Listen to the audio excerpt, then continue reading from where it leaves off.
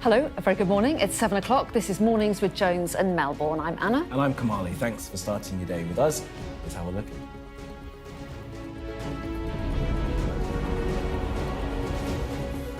EU leaders agree a €90 billion loan to Ukraine to fund its war effort, but no deal is reached on using frozen Russian assets. It's deadline day for the US Justice Department to release all the files that it holds on Jeffrey Epstein. Overnight, the Democrats shared more pictures from the late sex offender's estate. The sick trolls who abuse the relatives of missing people. Jay Slater's mother tells Sky News she's still being targeted 18 months after her son's death. Well, also ahead this hour, Australia extend their lead against England on day 3 of the third Ashes test. Well, can the tourists turn it around? I don't think so. It's not looking good. We're going to hear from the former England captain, Nasser Hussain.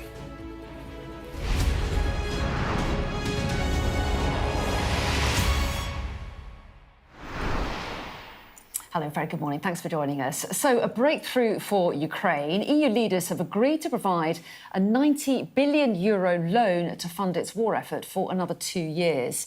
But there's no deal agreed on using frozen Russian assets. Yeah, the president of the European Council, Antonio Costa, said that the loan would be interest-free and only needs to be repaid once Russia has paid reparations for invading Ukraine. The Polish Prime Minister, Donald Tusk, said that leaders had a simple choice as they met in Brussels, either money today or blood tomorrow.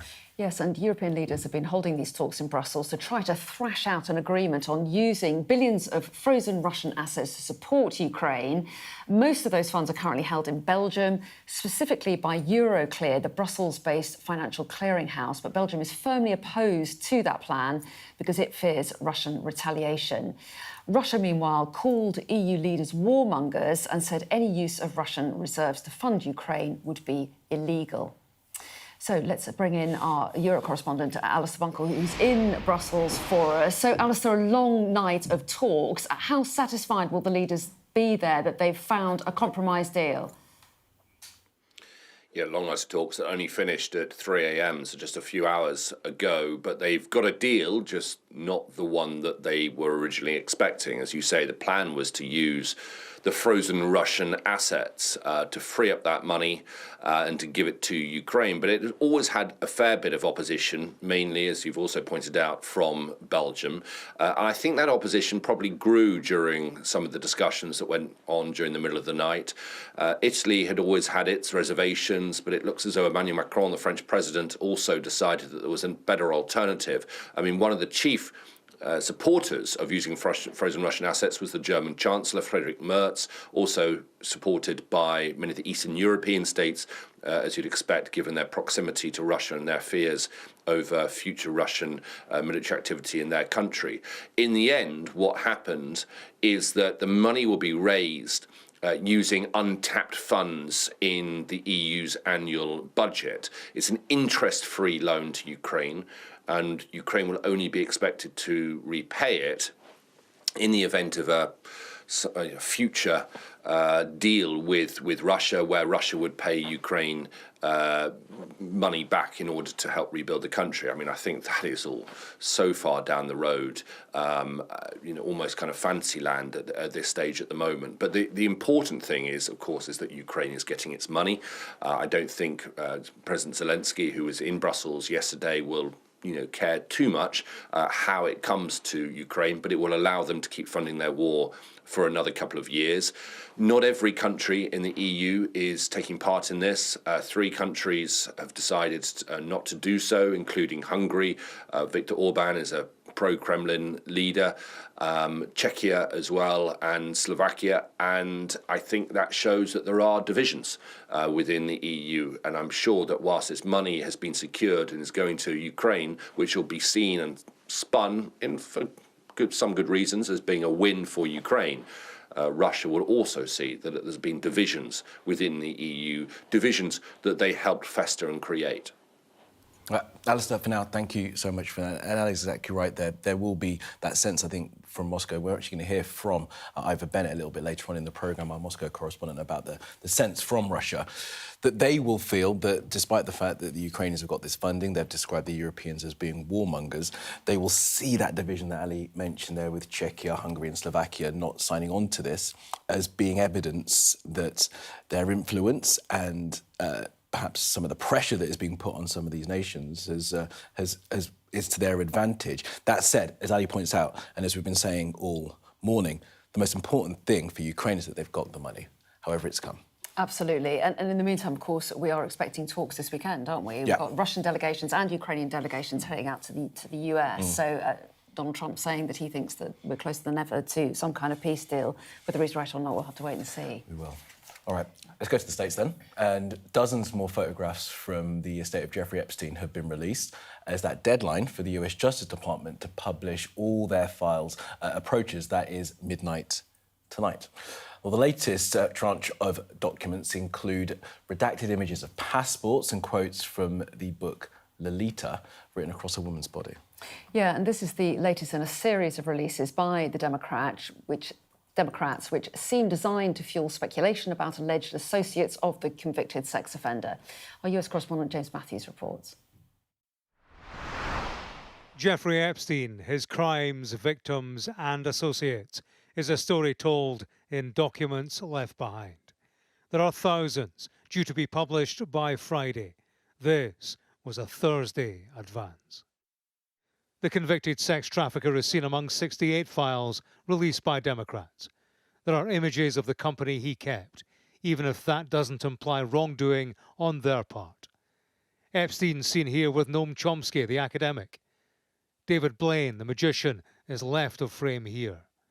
Comedian Woody Allen is in the centre of this picture, with Epstein on the right and on the left, Dick Cavett, the US TV personality.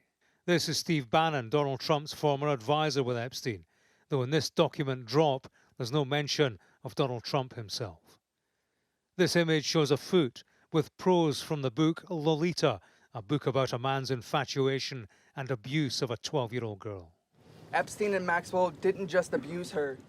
It mirrors the criminal conduct of Epstein himself, as laid out by survivors and their supporters in Congress, who await the release of the files in full. Do you feel there will be a cover-up to any degree? See, that's what I don't understand. I would presume that everybody in this cabinet who's appointed, whether it's Kash Patel or Pam Bondi, they're not implicated in these files. There's no way. So why wouldn't they be completely forthcoming? Why would they be reluctant? Because any reluctance after the passage of this bill or obfuscation or delay, it runs the danger of being criminal in nature. The latest release of documents shows a text exchange in which a woman and money are discussed. There are passports from a number of countries. The F for female still visible alongside the redactions to protect identities of victims of a sordid criminal enterprise. This is a map of Great St. James, Epstein's Island. And this is a letter from behind bars, apparently from Epstein to the love of my life. We've had a drip feed of the files. Friday is deadline day for full publication. How much we learn will depend on how much we see. That will only become clear when they're made public. For all the talk about their impact, that will be dictated by the detail. James Matthews, Sky News, in Washington. Well, we're going to stay in the US now for this next story. The man suspected of fatally shooting 2 people at Brown University about a week ago, along with the killing of an MIT professor, has been found dead inside a storage facility in New Hampshire. Let's bring in our correspondent, Oliver Whitfield-Mirchich, for a bit more on this. Ollie, good to have you. So what is the latest, as we understand it, on this shooting and the man? So the police involved? confirming that this 48-year-old suspect has been found. He's a Portuguese national. And he was found in a storage facility in Salem, New Hampshire. They believe that he's turned the gun on himself and that's how he's ended his life.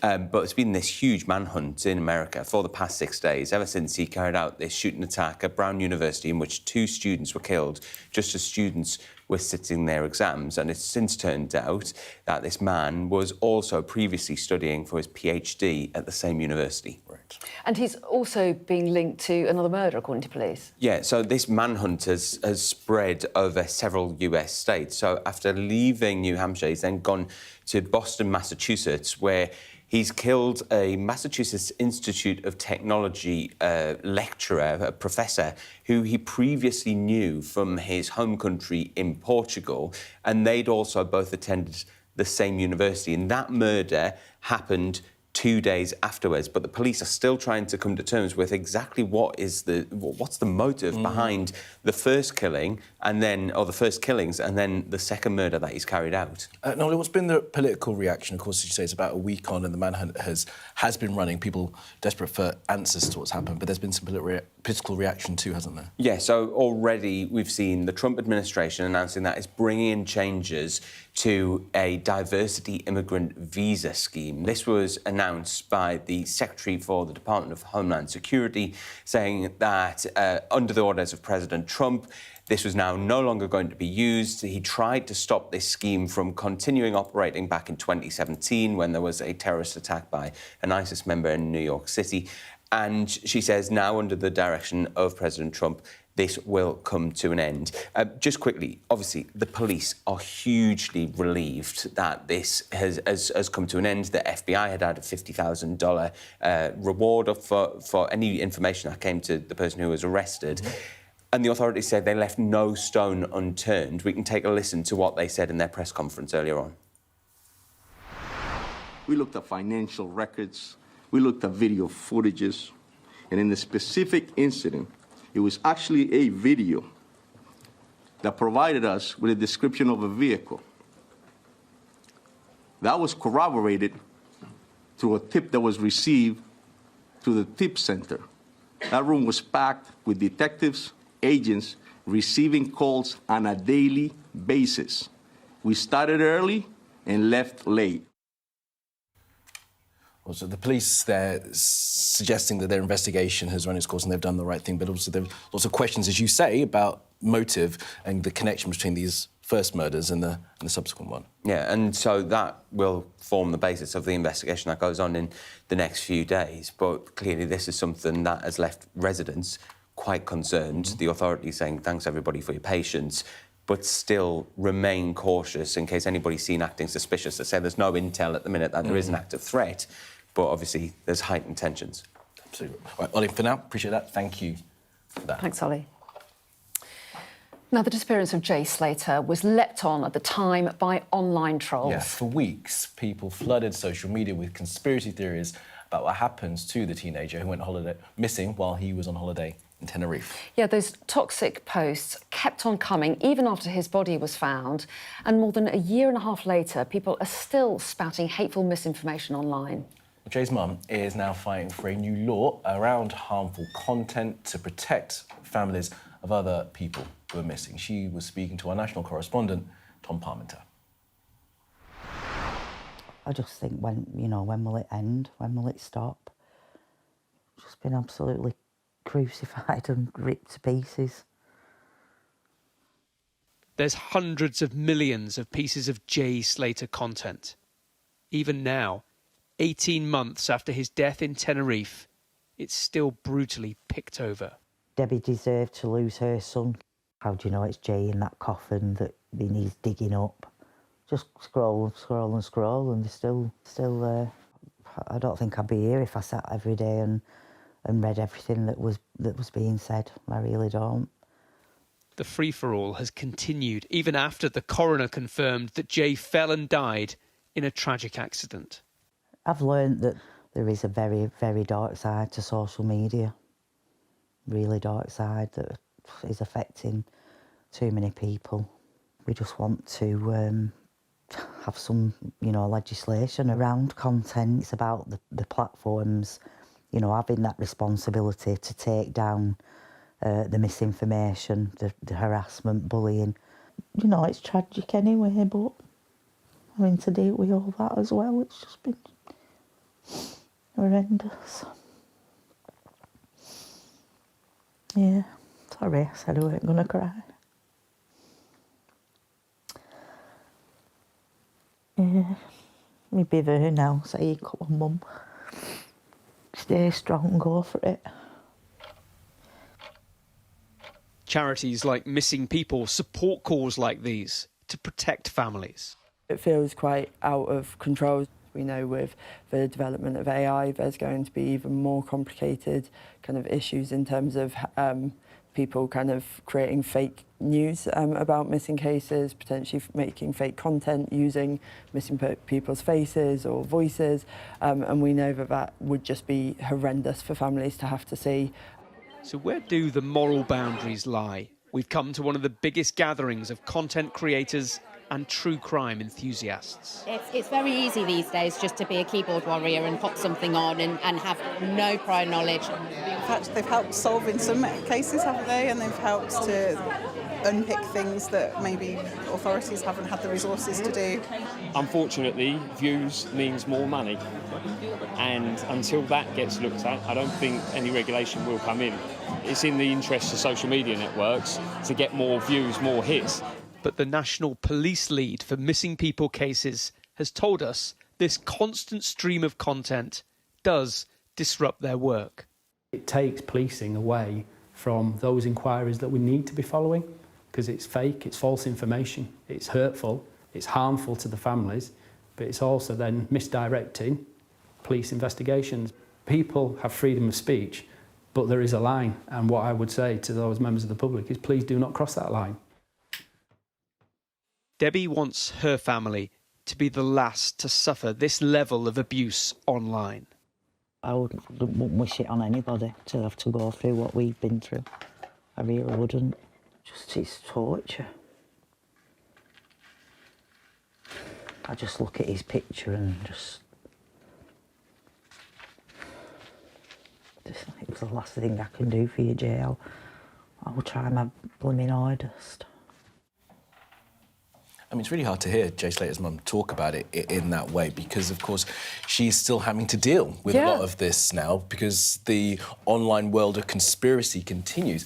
And I'm reminded as well, during Tom's report, of course, of the case of Nicola Bulley, who went missing in the north of England, and online sleuths were there putting out videos as part of their investigation to try and discover what had happened to her. I mean, her partner said after that investigation, after the truth of what happened to Nicola Bulley came out, that the online trolls had become a monster. It started off as trying to offer information, but quickly changed into something completely different. There was of no use at all to the investigation to find them. And just horrendous when someone's going through that kind of grief of losing a child, having to deal with that kind of online abuse at the same time. And we are going to be talking to her local MP, yes, we are. Jay Slater's mother's local MP, a little bit later on about her campaign to try to do something about it. Yes, absolutely.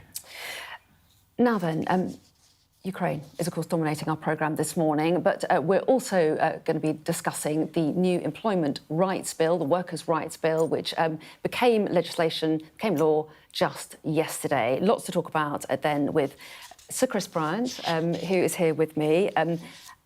For the government this morning. Very good morning to you. Thanks so much. You seem a bit shocked. No, not at all. Or I'm terrified. No, I was just looking at the wrong camera. That's what it was. Anyway, error, I mean, honestly. Welcome. Thanks for coming in. I want to ask you first of all about Ukraine, because obviously we've had developments overnight with EU leaders coming to an agreement to loan Ukraine 90 billion euros. But this will come from an EU loan rather than using frozen Russian assets. Is that a disappointing compromise? Well, I've always been in favour of us, first of all, making sure that Putin cannot win the war because he's marauding across another sovereign nation whose territorial integrity he guaranteed in the Budapest Accords all those years ago when Ukraine surrendered its nuclear weapons in exchange for that territorial integrity. And we stand absolutely shoulder to shoulder with our Ukrainian allies. I think it should be possible for us to be able to use the frozen assets of the Russian state as opposed to of Russian individuals. I think that's a really important distinction, and we've been drawing that distinction ourselves for some time. You don't want governments marauding all over the place and taking other people's assets, but this is, I think, a good compromise. It means that Ukraine is going to have the money it wants. We've also taken a slightly different approach in the UK. You will recall that Abramovich owned Chelsea Football Club. He sold it just before he was sanctioned and guaranteed that the money was going to be going to to Ukraine, to war-torn areas in Ukraine. That still hasn't happened because he's been holding out. The Prime Minister announced this week that we intend to make that happen, and if necessary, we'll take him to court. But it would obviously be much easier if Abramovich said now that the £2.5 billion worth could go to war-torn Ukraine today. And on the subject of the frozen Russian assets in the loan to Ukraine, Belgium had asked other countries to share the risk of using those assets. Could the UK have done more to offer that kind of backing and that reassurance? I think we've been there from the very beginning, and we've been trying to help Belgium get over the line. I don't know the precise details of the final conversations that there were overnight. But look, the most important thing is that Ukraine needs the financial support to be able to see off the Russian aggression. The whole of Europe knows that this is about our future. Do you remember a couple of years ago, I think it was Boris Johnson sitting in a committee in the House of Commons and saying, poo-pooing the idea of war in Europe and saying, oh, the days of tanks rolling across Europe are long, long past.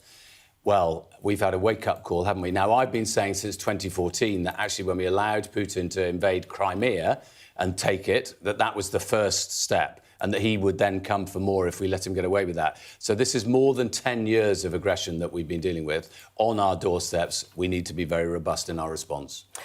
Talking of foreign threats, there were reports this morning that Chinese hackers have stolen thousands of secret files from the Foreign Office. Can you confirm that that's happened? So there certainly has been a hack at the FCDO, and we've been aware of that since October, and just as you will have been reporting earlier on this year on the cyber hack at JLR and at Marks & Spencer's, and earlier last year, I think it was, at the British Library. All of these are really important things for us to tackle and be aware of and prevent wherever possible. Some of the reporting has, I think, been a bit more speculation than accurate. So what can you tell us facts-wise? Remarkably little is the honest truth. I Even mean, though there it's is been a known about hack. since October. So quite often the investigation takes quite a long time to get down to the facts. We managed to close the hole, as it were, very quickly. It was a technical issue in one of our sites, I gather. We're fairly confident that there's a low risk of any individual actually being affected by this. I know that some of the reports have said potentially various things could happen. I think that that's a bit more speculation than is helpful. So I don't want to scaremonger about this. We are on top of it. And also, it's not entirely clear where this has come from. I know everybody's speculating about that as well. That is not entirely clear either. So it's not clear that it's Chinese hackers as is being reported? No, it's not entirely clear to us. Can you give us an idea of the nature of the material that has been compromised? No. So, again, I'm being fairly careful here because just as when it happened with JLR and with Marks & Spencer's, I don't want to... there's some stuff that I simply don't know, but there's also stuff that I think it would be a bad idea to put in the public domain. OK, let's move on to the Employment Rights Act, because it came into law yesterday. It's great. Finally. It's really good news. You say it's great. Yes, yeah, I you do. say it's great, and there are elements that I'm sure lots of people, lots of workers will be pleased about, access to sick pay and paternity leave from day one. But it is heavily watered down, not least because that significant measure, the right to claim unfair dismissal at day one, has been scrapped. Are you disappointed that it's a watered-down version? No. So first of all, I think it's really good that the final version of the bill is we managed to get businesses and unions and government to sit down around the same table and come forward with a proposal which I think 15 million people in the UK will get new rights from and will be pleased with that. Not least because I've never believed in this kind of workers against the bosses kind of rhetoric. I've always thought if you want to have a really strong economy, you want to have workers who are incentivised and feel valued in their work. Most really good businesses know that as well. So it is good news that from April next year, people will have paternity leave and unpaid parental leave from day one. We're getting rid of the 3-day waiting moment for sick pay.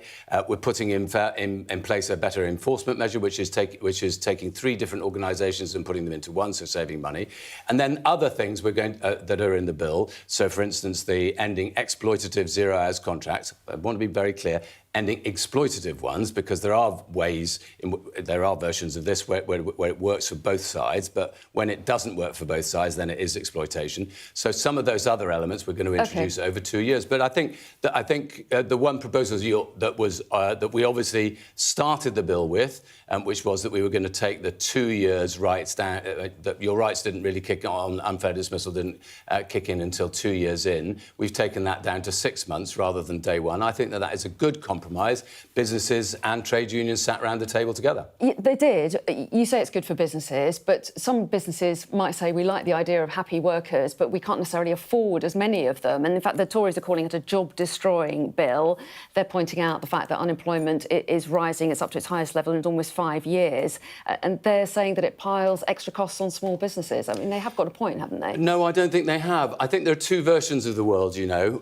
There is a Tory version of the world in which you want to pit one set of people against another, and there is another version of the world where you get businesses and trade unions and government to sit round the table and develop legislation together to guarantee that people have rights in work, which means that they're more fulfilled, they're more likely to engage, and I think we will have a thriving economy if we get these things right. And you know, it's been quite a week for us because we've had interest rates come down. They're coming down faster than for many decades, which is really good news. That's more money in people's pockets.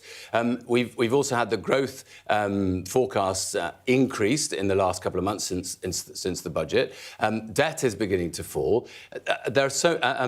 And wages are rising. So all of this, I think, is good news for an economy that I think we should be very optimistic about as we go into 2026. Before I let you go, I just want to ask you about the news that the government's confirmed that local councils in England that are undergoing reorganisation will be given the option of delaying May's elections next year. The Tories are saying that means you've got little regard for local people and their democratic rights. Nigel Farage has called Keir Starmer, he's accused Keir Starmer of turning the UK into a banana republic. Look, for years in the UK, large parts of the UK have had a mixture of local authorities. You have district authorities which are in charge of some things like rubbish collection and so on, and a local and a county council which is in charge of education and social care and things like that. We are doing the biggest reorganisation of local government for many decades. It's really important. It will save money. It will make local authorities more effective. We put £78 billion into local authorities in our local government finance settlement. And on the back of that, we're simply saying to people, look, you're going to have these new authorities that are going to come online in 2 years' time. Does it make sense for you? Up to you to decide. Does it make sense for you to hold elections for people who will only be in post for a year? I think most people will go, hang on, that just doesn't seem to make any kind of sense. Why don't we just delay the elections for a year? I just think it's a common sense proposal, and we will end up with much more effective local government because of the local government reorganisation. But when you have transitional moments, that's always difficult. I just want to say one other thing. Very quickly. Because I got the Korea deal, a new trade deal, our fourth trade deal this year over the line. We managed to get my Korean counterpart over here on Monday. That is yet another example of where we're giving businesses, UK businesses, an opportunity to shine around the world. OK, I'm sure businesses would love to have an interview with you and talk about some of the stresses on them, but we don't have time. I'm happy to do that whenever you want to have me on. OK, well, we will do just that. We'll set it up. Have a lovely, lovely Christmas. OK, Chris Bryant, and to you. Thanks very much indeed for coming in. Thank you. Bye. It's Chris Bryant there, characteristically defending the government in his way. Of course, absolutely. It absolutely is his job. So Chris, I think, making some interesting points there. We need some more detail, I guess, about this, hacking exactly when it occurred and what damage may well have been done. But, of course, the government keen to say that I don't think data has been lost. We'll find out, I guess, in the fullness of time. Indeed we will. We've got lots coming up, actually. We're going to be speaking shortly to the Civil Aviation Authority because it's a big day for flying out of the country ahead of Christmas. People leaving. Oh, yeah, Christmas, of course. Stay with us. Remember that?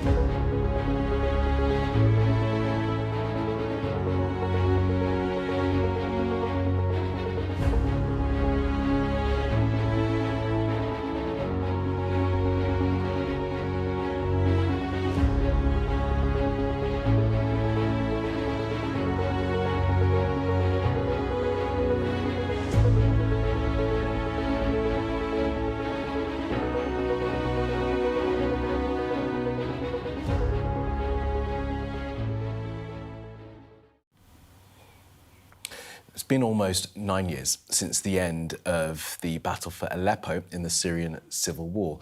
The cost of Syria's nearly 14-year conflict left tens of thousands of children dead, injured, and thousands displaced. And now a new documentary by Sky Kids is shining a light on the impact that fighting has had on the city's children. Let's take a little look. My name is Bana, and for 5 years I lived in a war zone. In this Sky Kids investigation, I'm going to show you what life is like for children affected by armed conflict. Go on. Go ahead. We're so happy to have Bana with us. Exactly. Good morning to you, Good Bana. morning. International Children's Peace Prize winner, and of course we saw her in the documentary. Bana, it's great to see you. Congratulations on Honor for on me the to piece. be here. Thank you for having me. I feel like because I was following your social media account from all that time ago in Syria that I kind of know a little bit about you. Why don't you tell us, those viewers who weren't following your posts back then, what life was like in Aleppo during the war? Well, life in Aleppo was very devastating, and it was really hard for so many of us, especially as children, because for me, as a 7-year-old, I lost my everything. I lost my friends. I lost my right to go to school and my right to be a child. And even I lost my home. And war cost us everything, my safety, my happiness, and even my hope. But even then, my pain made me a stronger person. I decided to start tweeting and to fight for our right as children who are living in war zones, because so many people don't understand how we as children feel when we're in war. So many don't understand that we also suffer. We also lose so many things that we love.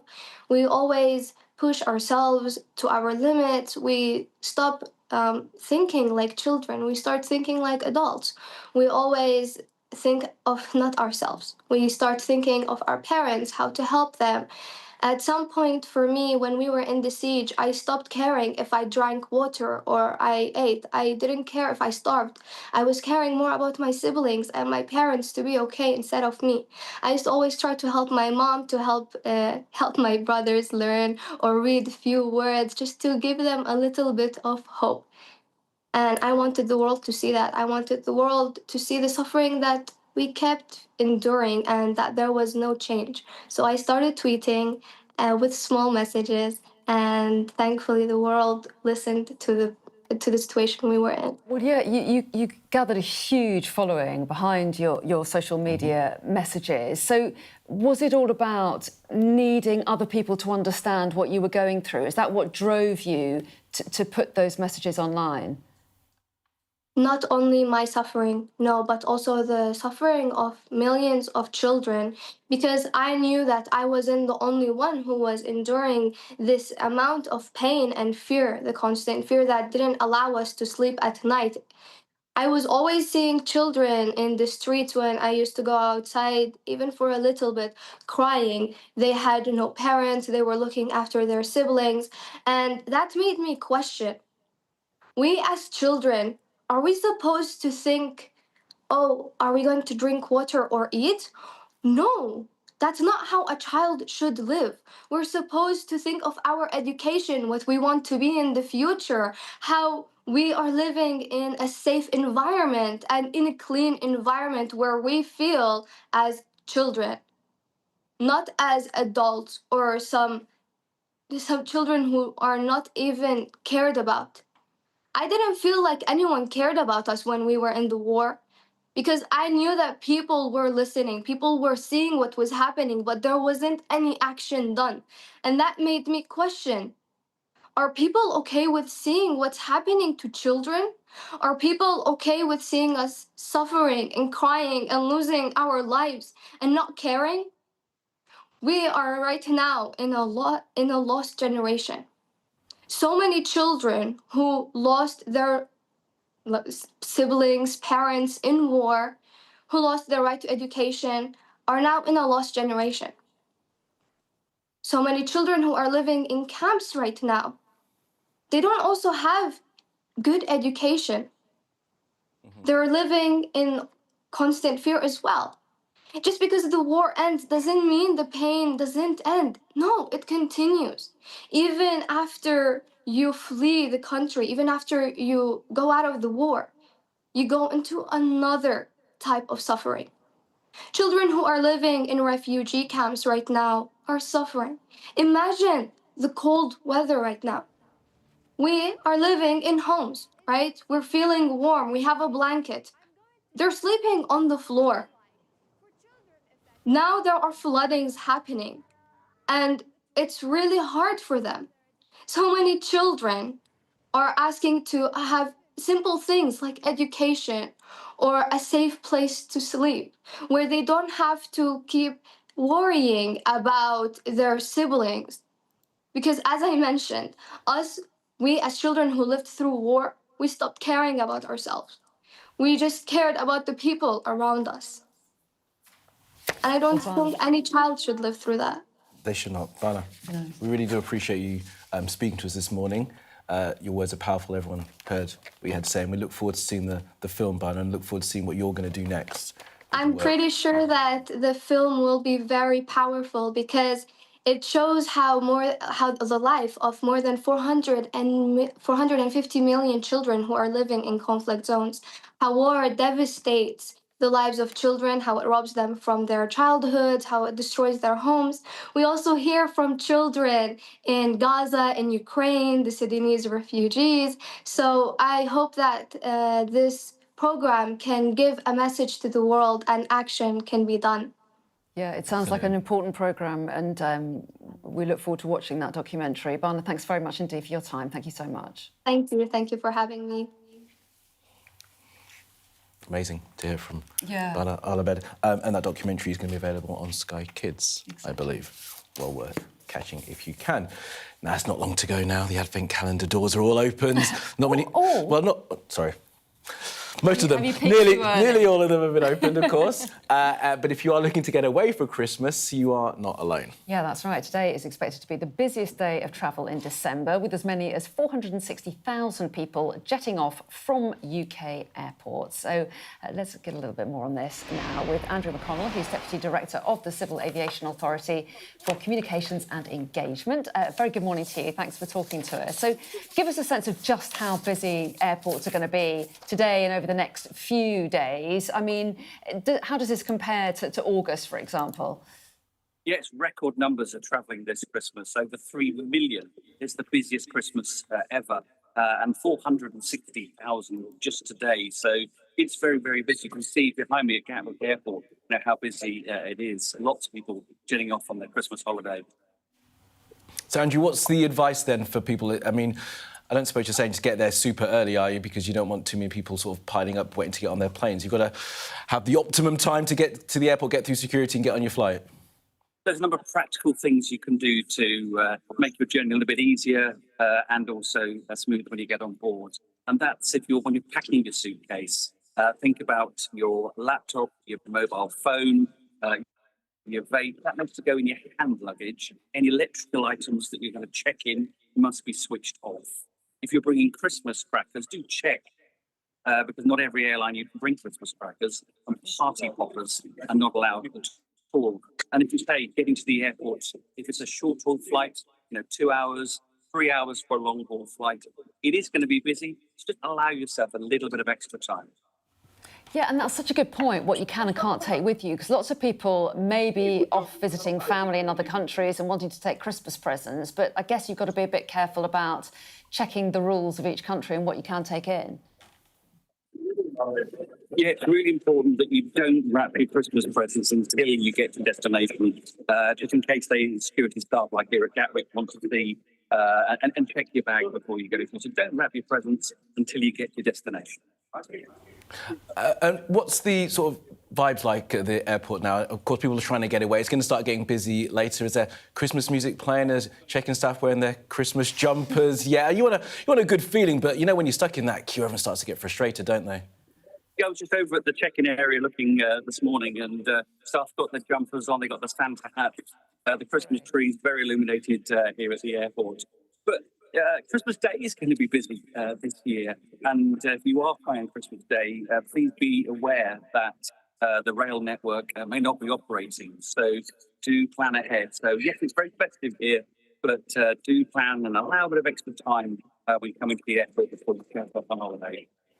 Yeah, get there nice and early, absolutely. Get there early, wear your reindeer. Are you going to be getting away, Andrew? Are you staying for the festive I'm period? literally flying off. I'm flying out of here a little bit later, going off on my Christmas holiday, heading to some lovely winter sun.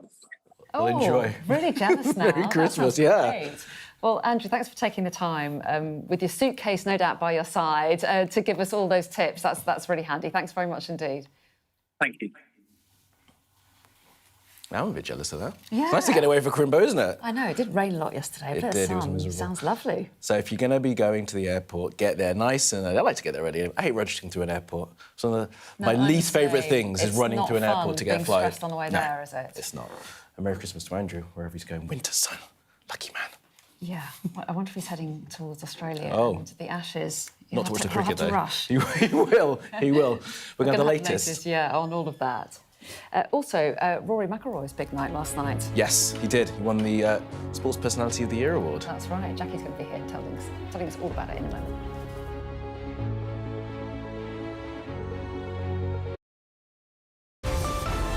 Staying connected is vital for business. Sky Business sponsors this report. It strikes me that it's changed an awful lot even in the last 10 or 15 years. It wasn't very long ago we had yourself, we had Sam Allardyce, Alan Pardew, Steve McLean. Sky Business sponsors this report.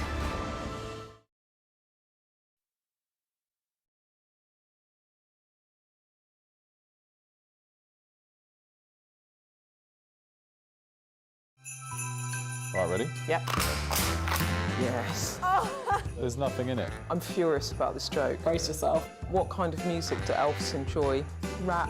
What does Christmas mean to you, Anna? Kids and chaos. Loved ones. Plenty of food and wine. To go home to Australia to be with my family. Christmas lion. The early starts have been quite a lot. Goodness. What do you call a snowman's temper tantrum? A meltdown. Thanks for being with us at Sky News this year. Happy Christmas. The best thing about being a Sky News journalist? I'll take you behind the scenes here for Election Night Live. They have gone up and up. Being a Sky News journalist. Ed Conway, Sky News, is anyone going to talk to us? Mortgage rates did go up very sharply during your time in office. Here it is. First off, just the scale of what we're looking at. Our data shows it's been happening. Question is, why it hasn't been stopped. I'm Cordelia Lynch, Sky's Asia correspondent based here in Bangkok. The only way they'll allow elections is if I'm inside jail or killed. I'm James Matthews and I'm Sky's US correspondent based here in Washington, D.C. Mr. Musk, has your ignorance and ego cost Ukrainian lives? Free, wherever you get your news. I'm Ivor Bennett, Sky's Moscow correspondent. Why do you support Vladimir Putin, Mr. Seagal? I'm Conor Gillis, Sky's Scotland correspondent. Sky News, the full story first. The best thing about being a Sky News journalist... My darling. Beth Rigby, Sky News. is being a Sky News journalist. You said to people, I'm not coming back for more, but you have come back for more. Well, let's kick off and make a statement. What can our Prime Minister say to you to not impose tariffs? He's coming out! What more do you need? Trauma for everyone who witnessed what happened here hasn't gone away. Devastation. Greg Milam, Sky News, Manchester. What's the best thing about being a Sky News presenter?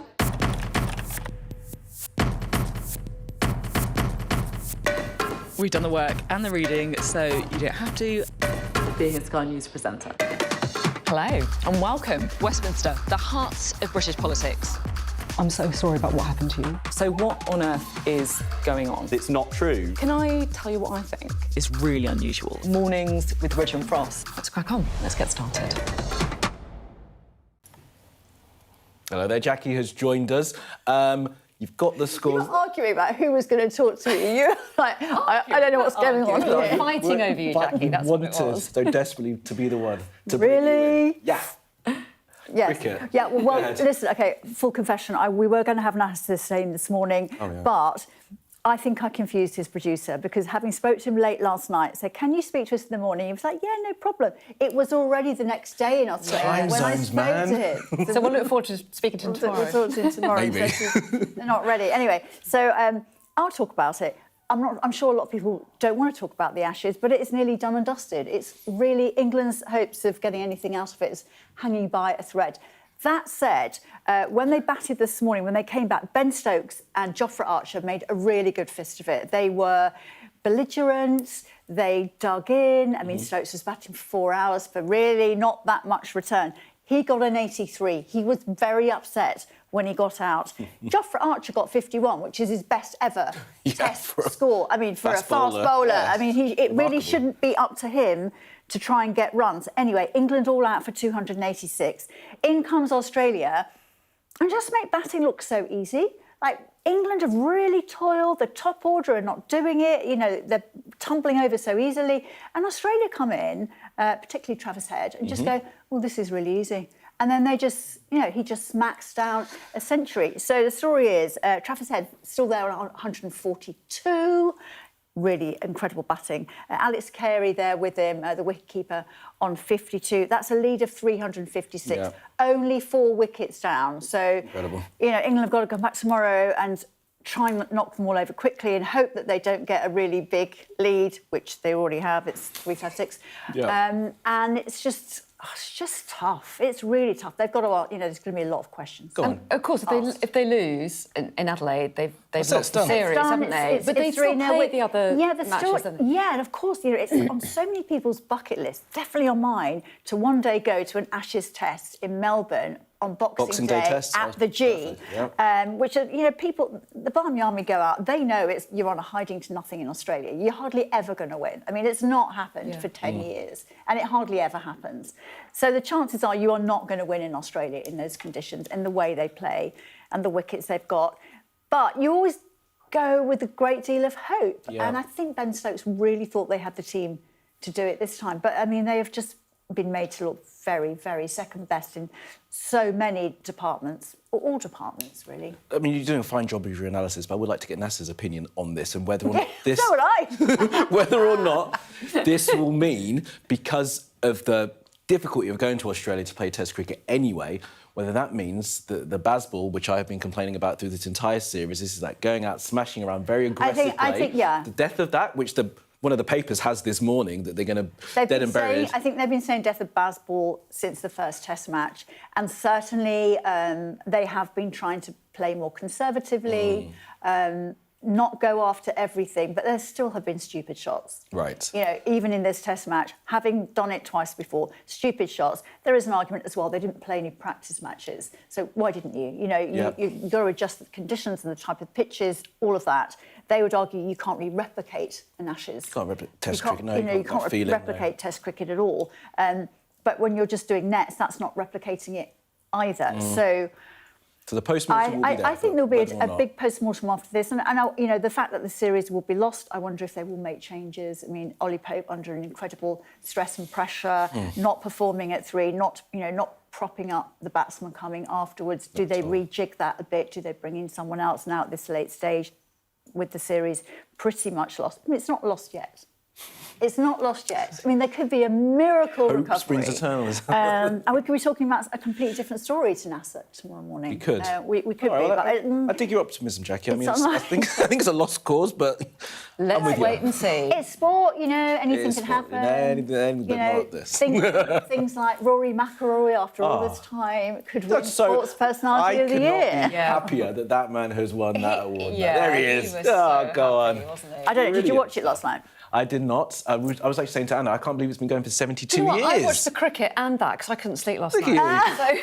And that not often I've said that sentence. I've never heard you say that. Yes, hello insomnia. You are a good friend. I did watch a little bit. I watched some of the Lionesses being interviewed. I didn't get to the end. It was fun. I was very happy for him. I mean, he's, you know, if he couldn't win it last night, I mean, what the hell else would he need to do to win Sports Personality of the Year? Because he's had an extraordinary year, and you know, to win the Masters for all that time of trying for his first major after 11 years, to get, you know, the Grand Slam of the majors, the first European golfer ever to do that, and only the 6th golfer ever to do that in history, is something really, really extraordinary, and he's been trying so hard. And I think people, you know, they love Rory for the fact he wears his heart on his sleeve, he can be brittle, he can be in a great position, then he can fold, and he just, you know, he's very human, and he's very emotional. He was really emotional last night as well, even though it was just,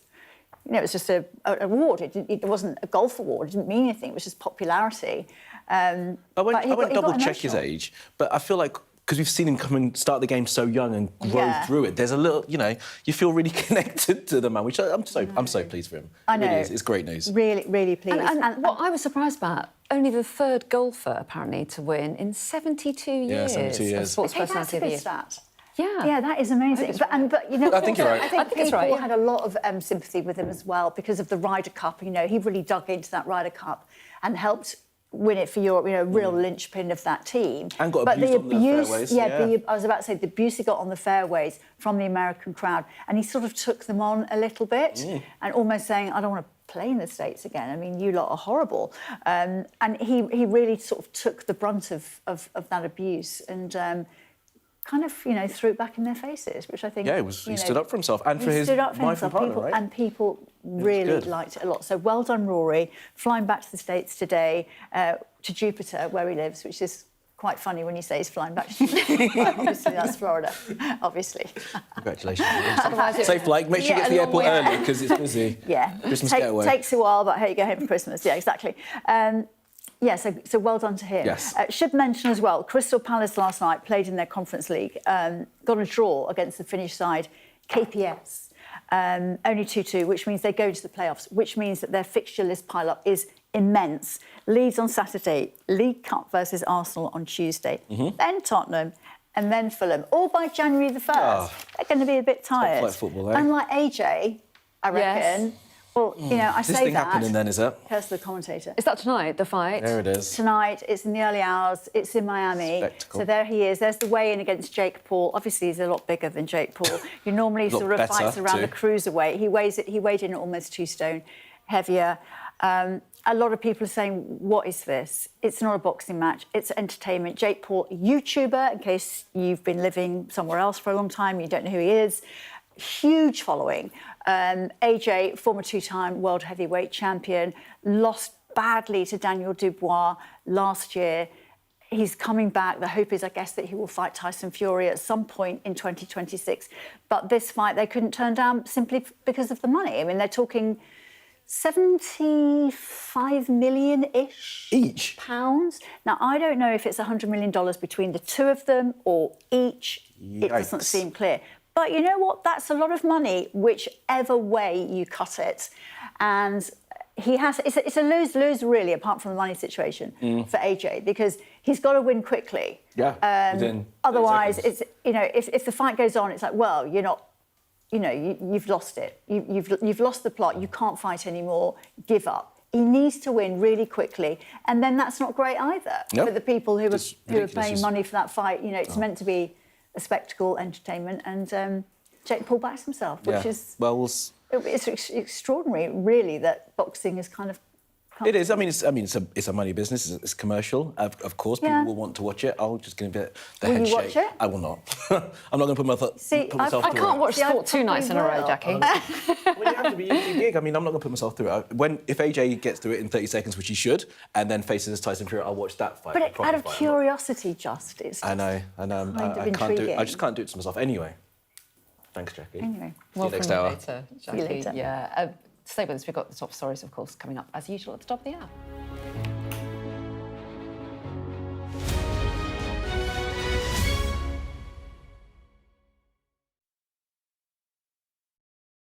What's the best thing about being a Sky News journalist?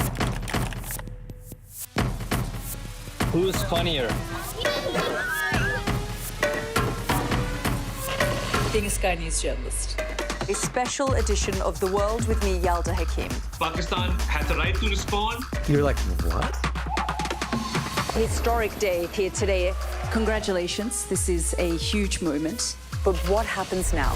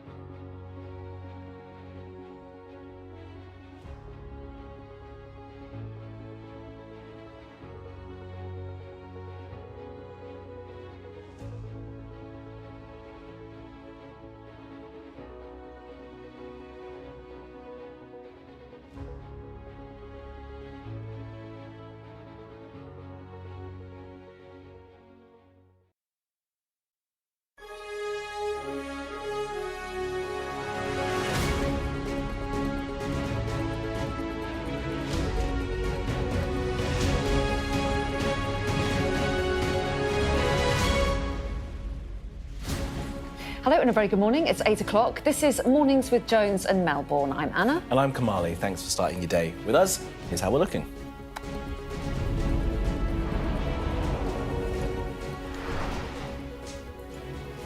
EU leaders agree a €90 billion loan to Ukraine to fund its war effort, but no deal is reached on using frozen Russian assets. It is deadline day for the US Justice Department to release all the files it holds on Jeffrey Epstein. Well, overnight, the Democrats shared more pictures from the late sex offender's estate.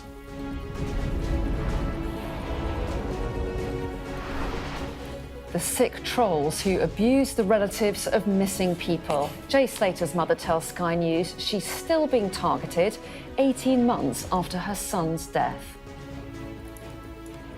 Also ahead later this hour, Australia extend their lead against England on day 3 of the third Ashes test. Not looking good. Can the tourists turn it around? I don't know. Jackie will be here with the very latest.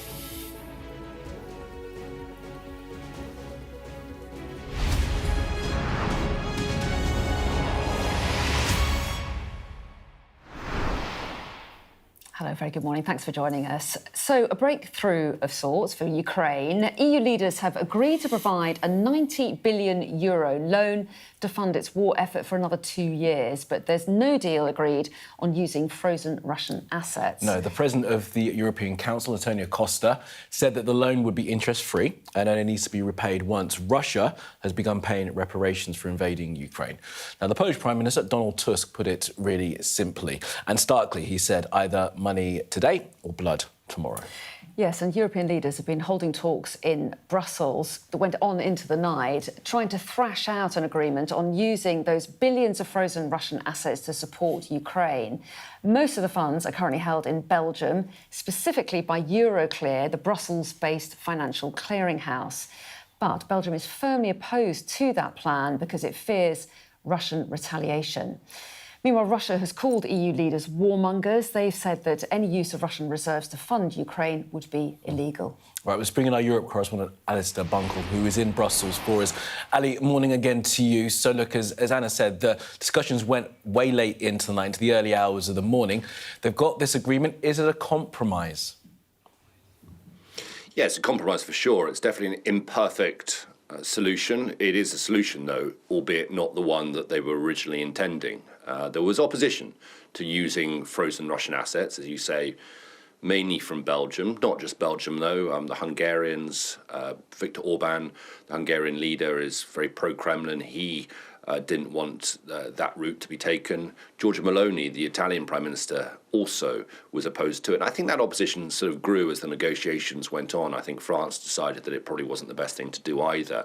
And so they've kind of gone to a plan B, and it was a sort of a plan B that was really being sort of rejected up until probably the evening yesterday. And that is that they'll raise this money through untapped funds in the EU's annual budget. It's going to be an interest-free loan to Ukraine, and it'll be paid back at some point in the future through reparations that Russia will pay Ukraine for invading Ukraine. Is that ever going to happen? I mean, given that we're nowhere really close to a ceasefire deal at the moment, I think it's a long way off before Russia's going to agree to any kind of deal where it gives back billions of euros to Ukraine. So whether or not this loan ever gets paid back, we'll have to see. But it means that essentially, rather than using those frozen Russian assets, it's the EU that's on the hook for the money, and it's a shared responsibility, which is what Belgium wanted, except it's not shared by everybody. 3 countries, Hungary, Slovakia, and the Czech Republic, are not a part of that. So, even when they found this compromise, it's not a compromise that everybody agrees with. So, look, I mean, the headline is that Ukraine gets the money that it needs, the money that it asks for, money that will allow them, if necessary, to keep fighting for another couple of years and paying their soldiers, their security forces, their sort of civil society. But it is not what the EU is going for, and I'm sure Russia will jump on that and say that it shows that Russian pressure paid off in the end, and that the EU, far from being united, is actually somewhat divided. Alistair, really interesting, and it's going to be an interesting weekend ahead as well, isn't it? For the moment, thanks very much indeed. Well, earlier we spoke to the Trade Minister, Chris Bryant, about this. This is what he had to say. We stand absolutely shoulder to shoulder with our Ukrainian allies. I think it should be possible for us to be able to use the frozen assets of the Russian state as opposed to of Russian individuals. I think that's a really important distinction, and we've been drawing that distinction ourselves for some time. You don't want governments marauding all over the place and taking other people's assets, but this is, I think, a good compromise. It means that Ukraine is going to have the money it wants. The whole of Europe knows that this is about our future. Do you remember a couple of years ago, I think it was Boris Johnson sitting in a committee in the House of Commons and saying, poo-pooing the idea of war in Europe and saying, oh, the days of tanks rolling across Europe are long, long past.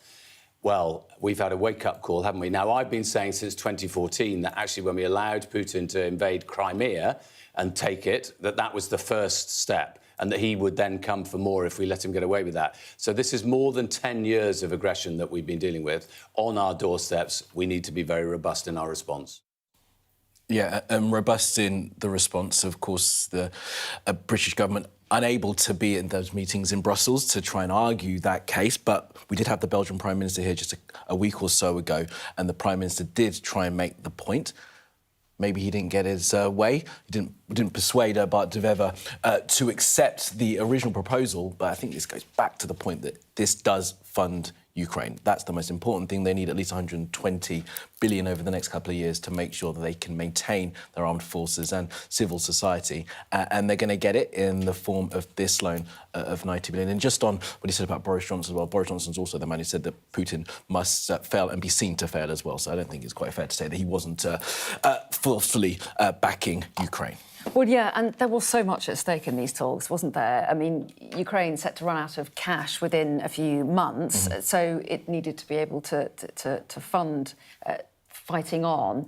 But also, Europe really mindful that if Ukraine can't defend itself, they fear what could happen next when it comes to Russia. So obviously a lot of European leaders are feeling really important that they come together and come to some kind of agreement. And you get a sense that there's a relief, even if the frozen Russian assets weren't used as some wanted, that some agreement has been made. The money is there and it will be going to Ukraine to help them defend themselves against Russian invasion. Now to the US, and more photographs from the estate of Jeffrey Epstein have been released as that deadline looms for the US Justice Department to publish the files that it holds on Epstein by the end of today. The latest drop includes redacted images of passports and quotes from the book Lolita, written across a woman's body. Yeah, this is the latest in a series of releases by Democrats, which seem designed to fuel speculation about alleged associates of the convicted sex offender. Our US correspondent, James Matthews, reports. Jeffrey Epstein, his crimes, victims and associates is a story told in documents left behind. There are thousands due to be published by Friday. This was a Thursday advance. The convicted sex trafficker is seen among 68 files released by Democrats. There are images of the company he kept, even if that doesn't imply wrongdoing on their part. Epstein seen here with Noam Chomsky, the academic. David Blaine, the magician, is left of frame here. Comedian Woody Allen is in the centre of this picture, with Epstein on the right and on the left, Dick Cavett, the US TV personality. This is Steve Bannon, Donald Trump's former advisor with Epstein, though in this document drop, there's no mention of Donald Trump himself. This image shows a foot with prose from the book Lolita, a book about a man's infatuation and abuse of a 12-year-old girl. Epstein and Maxwell didn't just abuse her. It mirrors the criminal conduct of Epstein himself, as laid out by survivors and their supporters in Congress, who await the release of the files in full. Do you feel there will be a cover-up to any degree? See, that's what I don't understand. I would presume that everybody in this cabinet who's appointed, whether it's Kash Patel or Pam Bondi, they're not implicated in these files. There's no way. So why wouldn't they be completely forthcoming? Why would they be reluctant? Because any reluctance after the passage of this bill or obfuscation or delay, it runs the danger of being criminal in nature. The latest release of documents shows a text exchange in which a woman and money are discussed. There are passports from a number of countries. The F for female still visible alongside the redactions to protect identities of victims of a sordid criminal enterprise. This is a map of Great St. James, Epstein's Island. And this is a letter from behind bars, apparently from Epstein to the love of my life. We've had a drip feed of the files. Friday is deadline day for full publication. How much we learn will depend on how much we see. That will only become clear when they're made public. For all the talk about their impact, that will be dictated by the detail. James Matthews, Sky News in Washington. Now, the man who's suspected of fatally shooting dead two people at Brown University nearly a week ago, along with the killing of an MIT professor, has been found dead inside a storage facility in New Hampshire.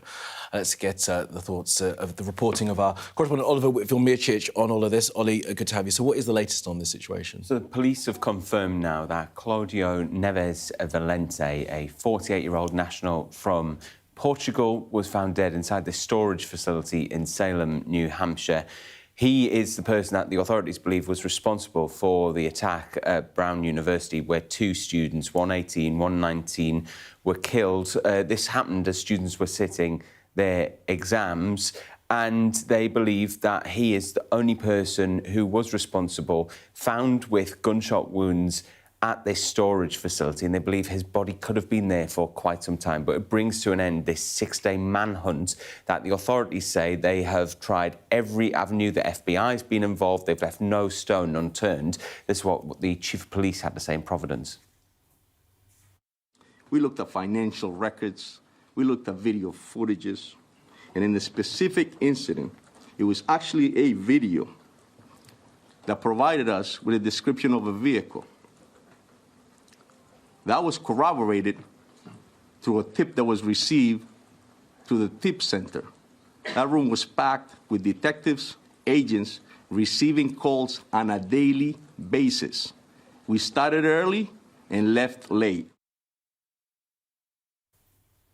And Ollie, police are now also linking this suspect to another killing. Yes, another killing in another state 2 days after those students were murdered.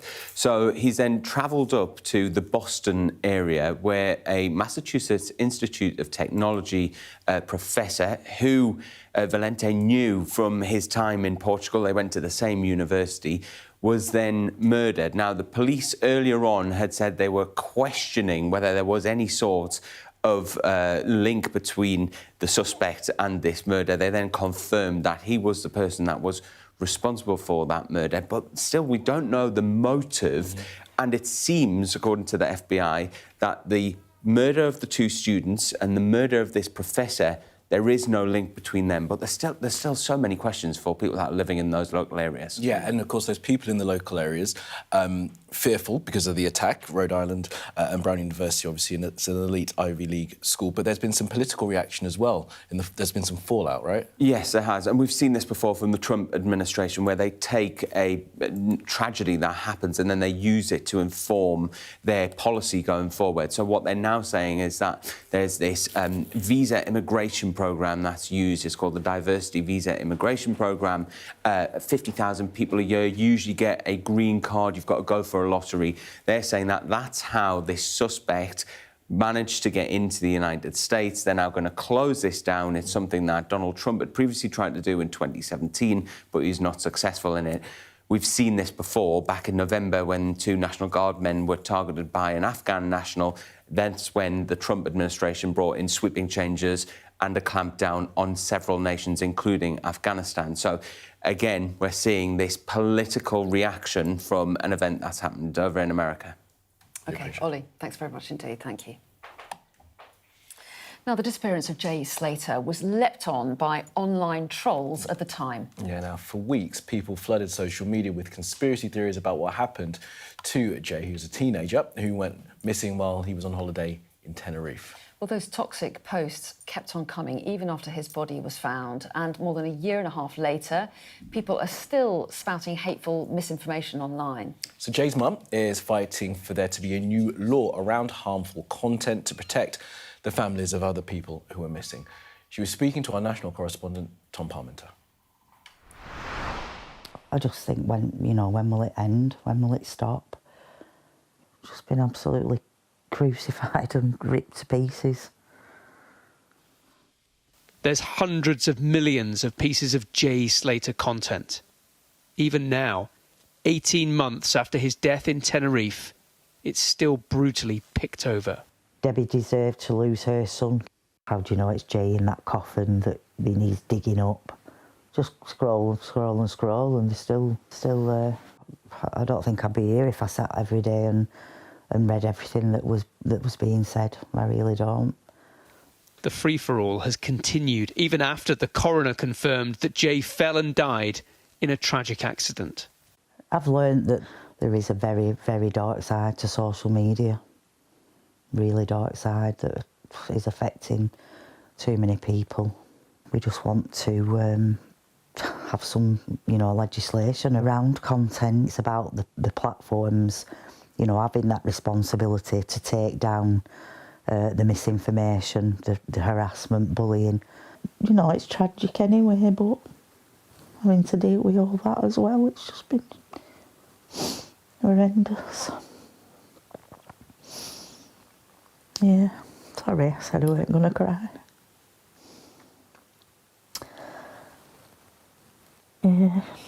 me be there now, saying, come on, Mum, stay strong and go for it. Charities like Missing People support calls like these to protect families. It feels quite out of control. We know with the development of AI, there's going to be even more complicated kind of issues in terms of people kind of creating fake news about missing cases, potentially making fake content using missing people's faces or voices, and we know that that would just be horrendous for families to have to see.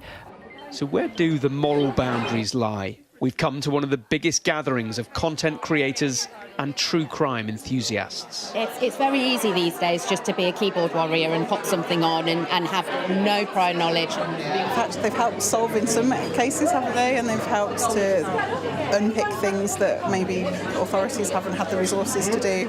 Unfortunately, views means more money. And until that gets looked at, I don't think any regulation will come in. It's in the interest of social media networks to get more views, more hits. But the National Police Lead for Missing People cases has told us this constant stream of content does disrupt their work. It takes policing away from those inquiries that we need to be following, because it's fake, it's false information, it's hurtful, it's harmful to the families, but it's also then misdirecting police investigations. People have freedom of speech, but there is a line, and what I would say to those members of the public is please do not cross that line. Debbie wants her family to be the last to suffer this level of abuse online. I wouldn't wish it on anybody to have to go through what we've been through. I really wouldn't. Just, it's torture. I just look at his picture and just it was the last thing I can do for you, jail. I will try my blooming hardest.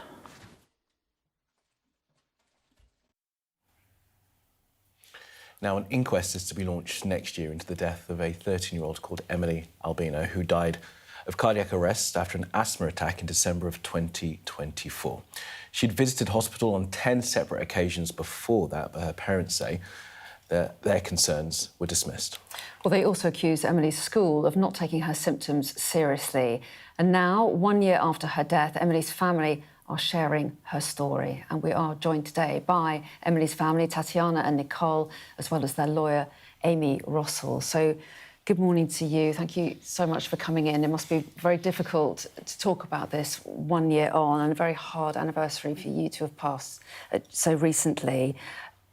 Tell us, though, Tatiana, first of all, what happened to your daughter? Yes, around when she was 3 years old, the GP, they say to me she has asthmatic, and but they didn't explain to me what the plan, the care plan, nothing. They just give me the inhaler to give 2 pumps a day.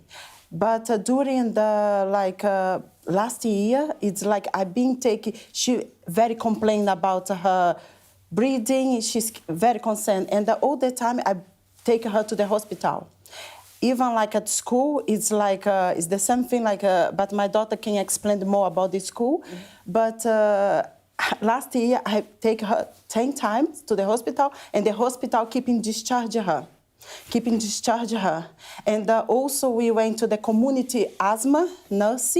I was thinking is the maximum level of the asthma is that lady, but it's not. Now I know it's not. It's so we didn't have we very limited. Mm-hmm. And after on 9, she was on Friday, yes, she was, we went to GP because she's concerned, and the nurse from the GP, she will start to laugh and say, go home, she's perfect, fine. And I was very upset, and I begged to her to make an appointment, and they make it for the next Wednesday, but this appointment never made, because on Sunday she has an attack. And yes, and they went to the hospital, and Yeah, I'm so sorry. Thank you for telling the story, Nicole. Amy, look, obviously the family have concerns about the way that Emily was dealt with by the hospital and by the school. Where do you come in terms of where we are sort of in the process of this? So we're helping Emily's family with the inquest process currently. We are investigating a civil claim as well, but at the moment we're focusing on the inquest proceedings. Okay. Yeah, and just to pick up on some of what you were telling us about what happened when she went to hospital, I noticed that the trust involved has apologised, haven't they? And they've talked about fragmented care and delays in addressing persistent symptoms. They haven't acknowledged that, haven't they? Yes, and the last time I went, I stayed for 20 hours. I've been waiting, and they say they check her and they discharge her with no care plan, with nothing. You know, and she's keeping and after a couple of days. Again, I called the 111, I called the ambulance, and the back. And July, she has a very bad, December was 9, and but they prioritized the oxygen. That's my main concern, because this time they didn't take the oxygen.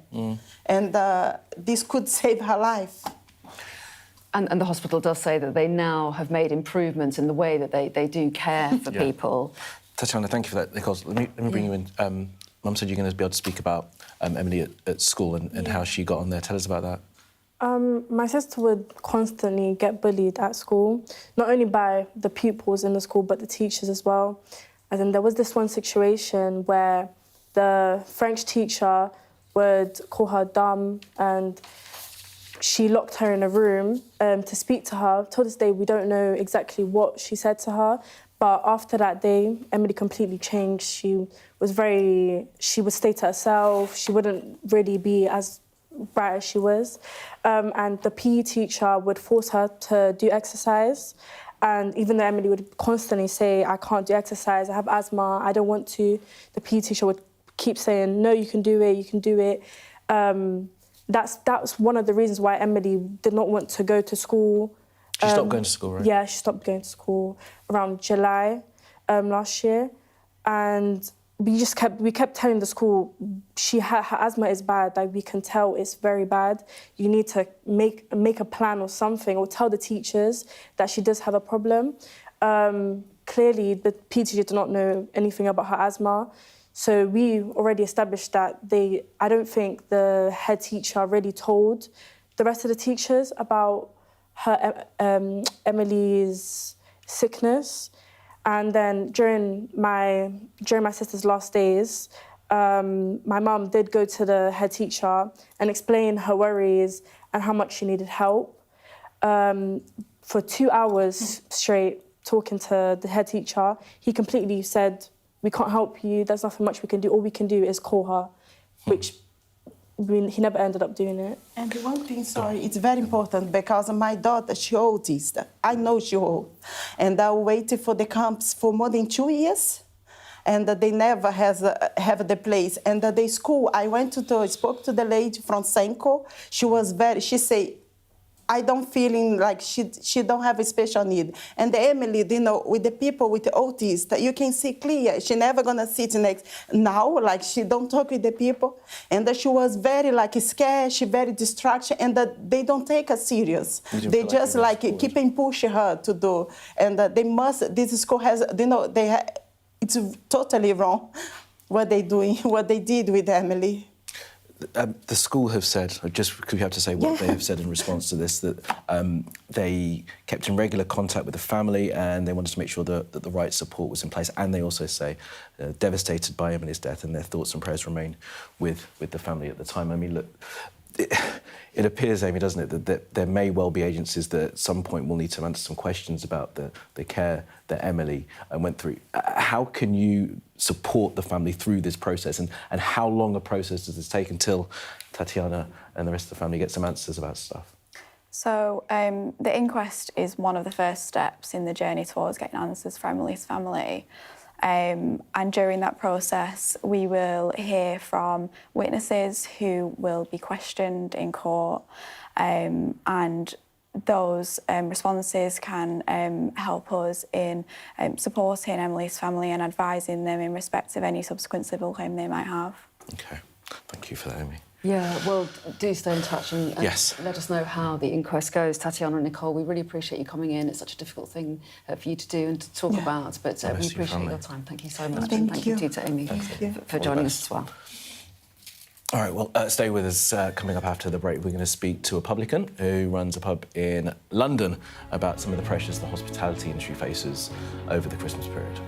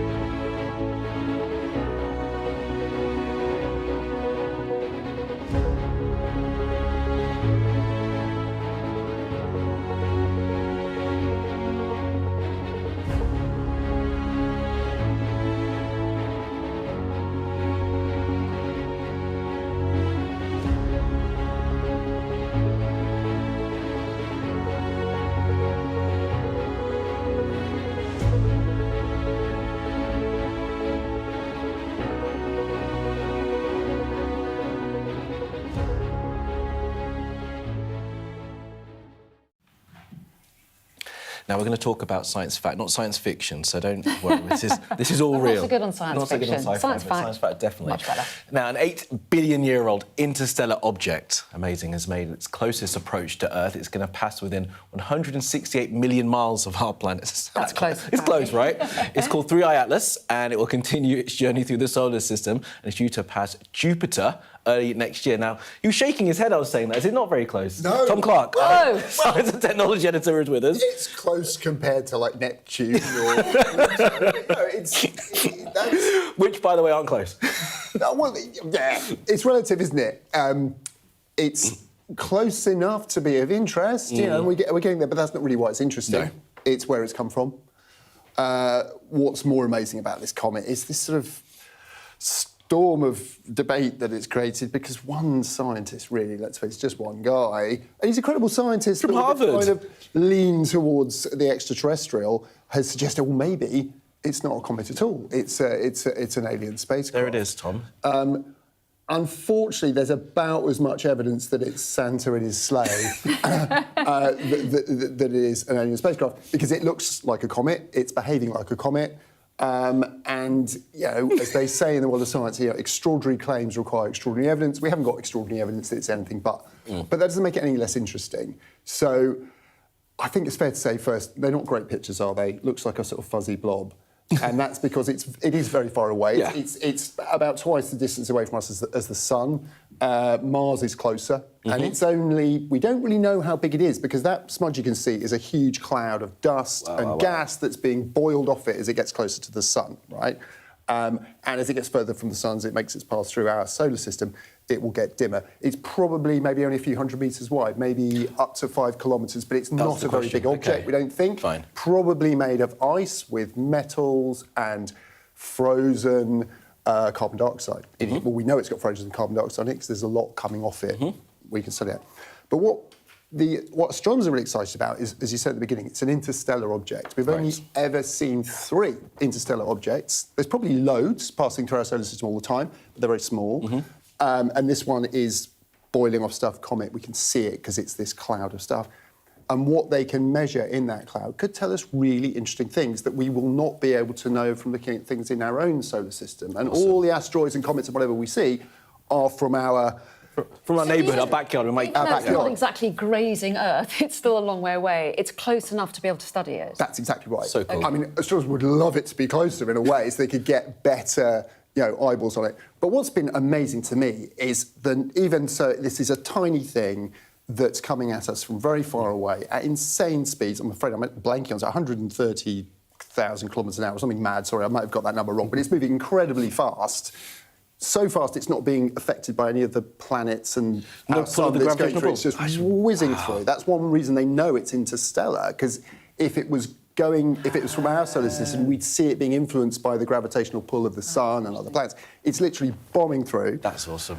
And so it's close up. They can study this cloud and use various different tools to study it. But because we haven't got anything set up specifically for that, because we don't know where these things are coming from, they're turning all sorts of probes and things towards it. So there's a mission right now heading off to Jupiter's moon Europa to study Europa. Yes. Reasons I won't bore you with right now. But what they've managed to do is slew that probe round to use the same instruments it's going to study Europa with to have a quick look at this comet. Nice. And they've already noticed that it's evolving lots of this carbon dioxide. It's got hydrogen and oxygen, so it's water ice, which we'd expect.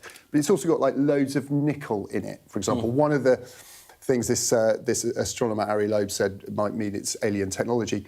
But we know nickel and metal can occur in comets, but it's quite a light metal. And one of the things we know from these interstellar objects, they're from outside the solar system, could be very, very old. So this might be one of the oldest things that has ever passed through our solar system. It might be more than 5 billion years old, older than our solar system itself. Wow.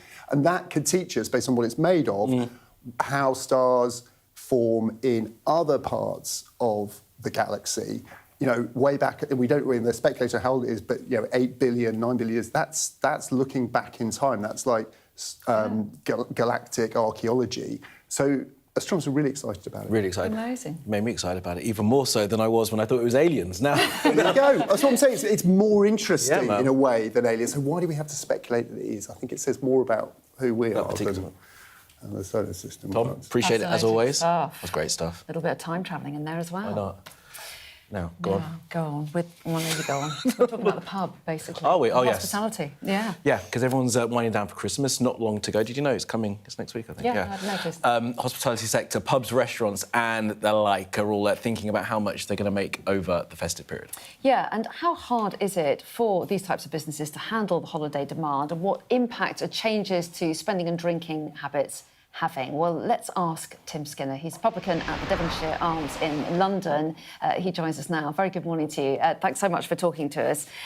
First of all, Tim, just how important a time of year is this for the pub industry? I mean, you imagine that it's a real peak time for Christmas parties, everyone going out for a drink in the festive season. It's incredibly important. I mean, this time of year, obviously everyone wants to come out and socialise, connect with friends, colleagues, family, and pubs, restaurants, cafes make the most of the opportunity to look after people and host, for food and drinks, parties and everything. So it's an incredibly important time for the pub industry and for the hospitality industry in general. We make a lot of our revenue at this time of year, and obviously it's going to take us through the early part of the new year, and it's a great opportunity to show people what pubs are all about. We're there for our communities, whether it be local neighbours, residents, businesses and everybody else. We're here for everyone, and it's an incredibly important time of the year. Yeah, Tim, talk to us a little bit about how habits are changing. We often hear this, that drinking habits are basically changing. People aren't drinking nearly as much alcohol as they used to, especially at younger generations. Are you noticing that in the work? I think so. I mean, habits change all the time. And of course, there's a lot more awareness around consumption of alcohol, how often people drink, and not just because of health reasons, but also because of financial implications. We've got a cost of living crisis. People have less money in their pockets, particularly the younger generations. And, we've seen and noticed change there. So low and no alcoholic options are really growing fast, and also, the younger generations perhaps are coming out less and drinking less in a more considered way. So they're really thinking about where they go, doing their research, what they want to drink. They still want to socialise and they still want to be part of pub culture, very much so. But things do change, and we have to be a step ahead and make sure that we're looking after people as things move on. Well, yeah, it's difficult, isn't it? If the cost of living is affecting how much people go out at all, let alone how much they spend when they do come into a pub, well, how much of a challenge is that for you? Because you'll want to make sure that it's affordable for people, but still maintain profits for yourself. It's incredibly difficult, and it's a real balancing act because, of course, the retail prices that we can charge are very much dictated by what's affordable and, what people perceive as reasonable. And, of course, we've got to take into account lots of other factors. We've got 20% VAT, we've got business rates, which, are incredibly punitive, and for pubs in particular, are very quirky because they're based on historic turnover and not on profitability. So the new business rates that are coming in April, there's a lot of news about this, and it's incredibly worrying and difficult time for publicans because of that. The increase can, there's mad figures being talked about, but we're looking at an average of up to 29% increase in business rates, and we don't get anything for that. We've got to build that into our prices, and of course we can't put our prices up to the point that they need to be in order for us to be profitable. We've got to take into account rising labour costs, energy costs and all the other costs of doing business, as well as people's habits and the amount of money that they're spending. So there's a lot to take into account here.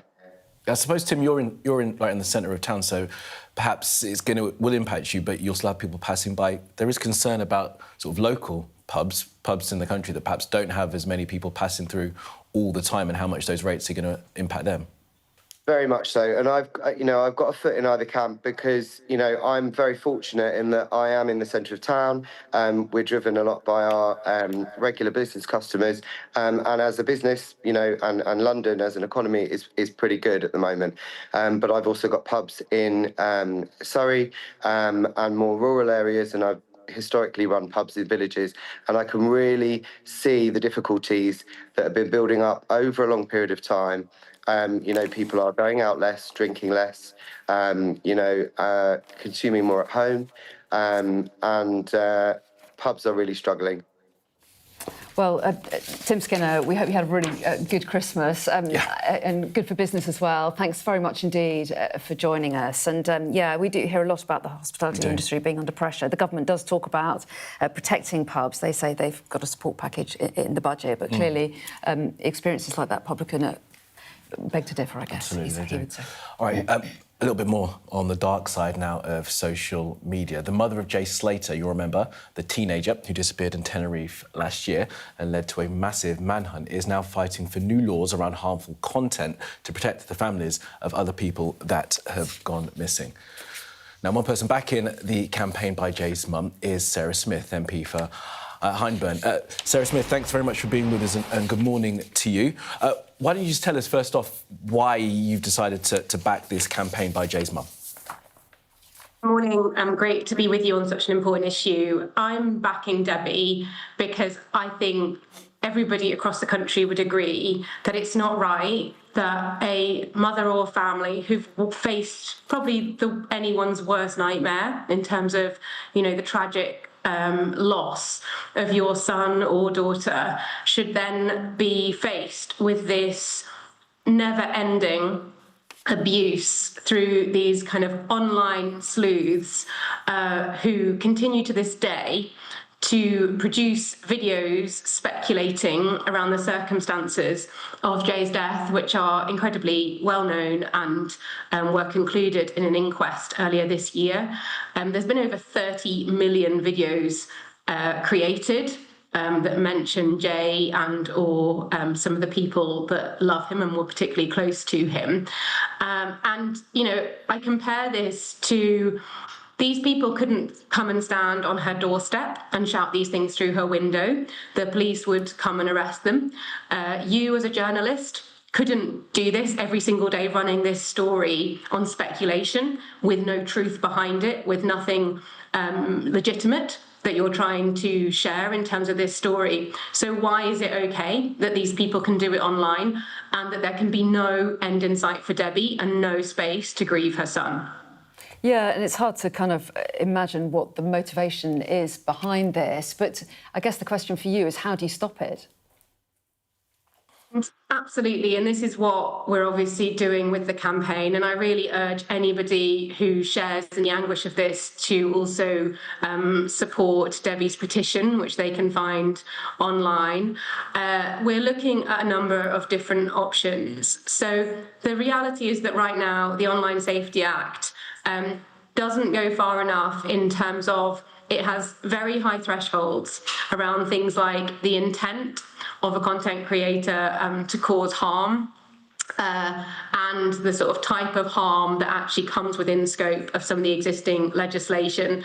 So there's so far we've not been able to utilise any of the existing law to be able to tackle any of this, although we are still exploring some routes through that. So we are looking to strengthen whether it's existing regulations or actually looking to future legal changes. There's also an avenue here that's important, that these online sleuths, they actually get in the way of justice. And an example of this for Debbie was that when the inquest was held on Jay's death, 2 witnesses actually didn't attend the first inquest. Now, this actually led to a whole range of speculation as to why they hadn't turned up. But the truth of the matter was they were terrified of what would happen online as a result of their contribution to the legal process. And this isn't, again, a single situation. These people are going after family, and they are getting in the way of law and order and justice in some situations. And that is something else that we're going to be looking further at in the new year. I mean, that would seem, Sarah Smith, to be quite a specific example, wouldn't it? If people are getting in the way of a police investigation, I can imagine that law can be strengthened or law can just be broadened to make sure that those people are brought into that. But the other side of it, sort of dealing with how social media platforms work and perhaps getting some of the content taken down. I mean, you're entering a world of trying to deal with these Silicon Valley-based firms, and we know how difficult it is to get them to do anything that we think is can help the damage that some of those social media sites cause. Absolutely. You know as well as I do the challenge that we face and the scale of the fight. But Debbie is an incredibly determined and strong woman, and no one can question that. And similarly, as a mother, for me, this is really, really important. I'm not going to give up the fight until we do find a way through.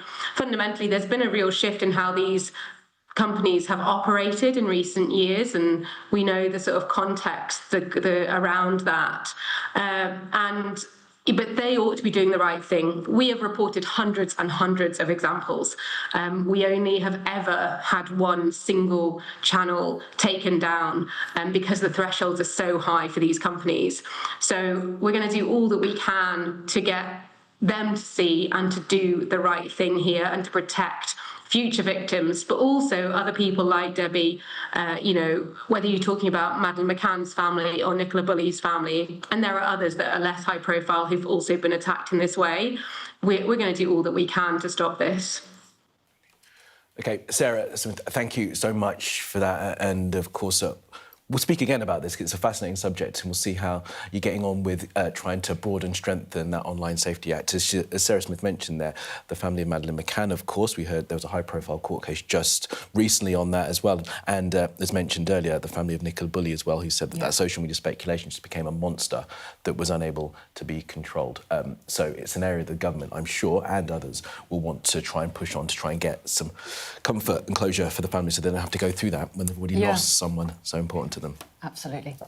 Do so with us. We've got all sport coming up for you in a moment. We'll be picking over day 3. It's day 3 of the third Ashes test. It's not gone well for England. Stay with us.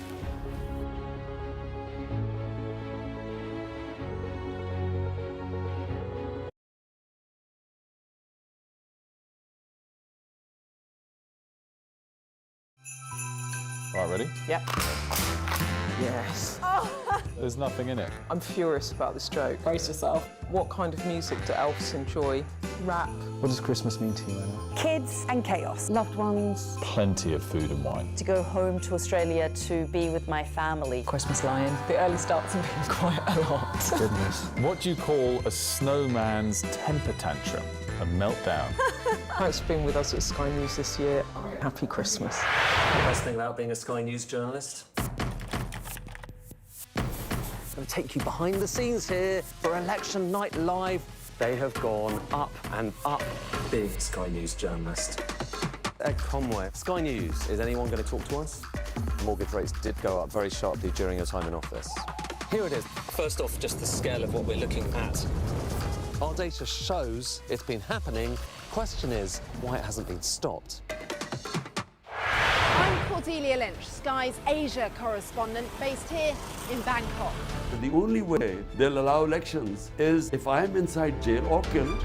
I'm James Matthews, and I'm Sky's US correspondent, based here in Washington, D.C. Mr. Musk, has your ignorance and ego cost Ukrainian lives? Free, wherever you get your news. I'm Ivor Bennett, Sky's Moscow correspondent. Why do you support Vladimir Putin, Mr. Seagal? I'm Conor Gillis, Sky's Scotland correspondent. Sky News, the full story first. The best thing about being a Sky News journalist... Hi, darling. Beth Rigby, Sky News. Is being a Sky News journalist. You said to people, I'm not coming back for more, but you have come back for more. Well, let's kick off and make a statement. What can our Prime Minister say to you to not impose tariffs? He's coming out! What more do you need? Trauma for everyone who witnessed what happened here hasn't gone away. Devastation. Greg Milam, Sky News, Manchester.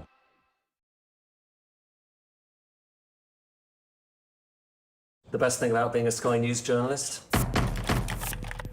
I'm going to take you behind the scenes here for Election Night Live. They have gone up and up. Being a Sky News journalist. Ed Conway, Sky News. Is anyone going to talk to us?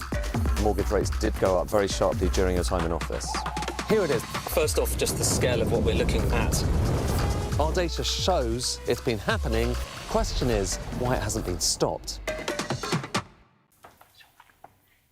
Now then, time to talk sport with Jackie, and we're starting with the Ashes, which is not looking great for England. No, that's kind of an understatement. I actually did see a really funny Instagram post a couple of days ago, and it said, only 2 more England batting collapses to Christmas. Well, that's quite cruel. It's quite hilarious. But true. Now there's only 1 to go before Christmas. I can tell you what happened, though. A little bit of a round-up of the action from day 3 in Adelaide. And it was quite feisty at the beginning. It was a bit belligerent. Ben Stokes, resuming on 45, quickly made it past 50. This is one of his 8 boundaries he made during the innings. He was supported really well by Jofra Archer, who made 51. Joined their partnership, his highest Test score ever.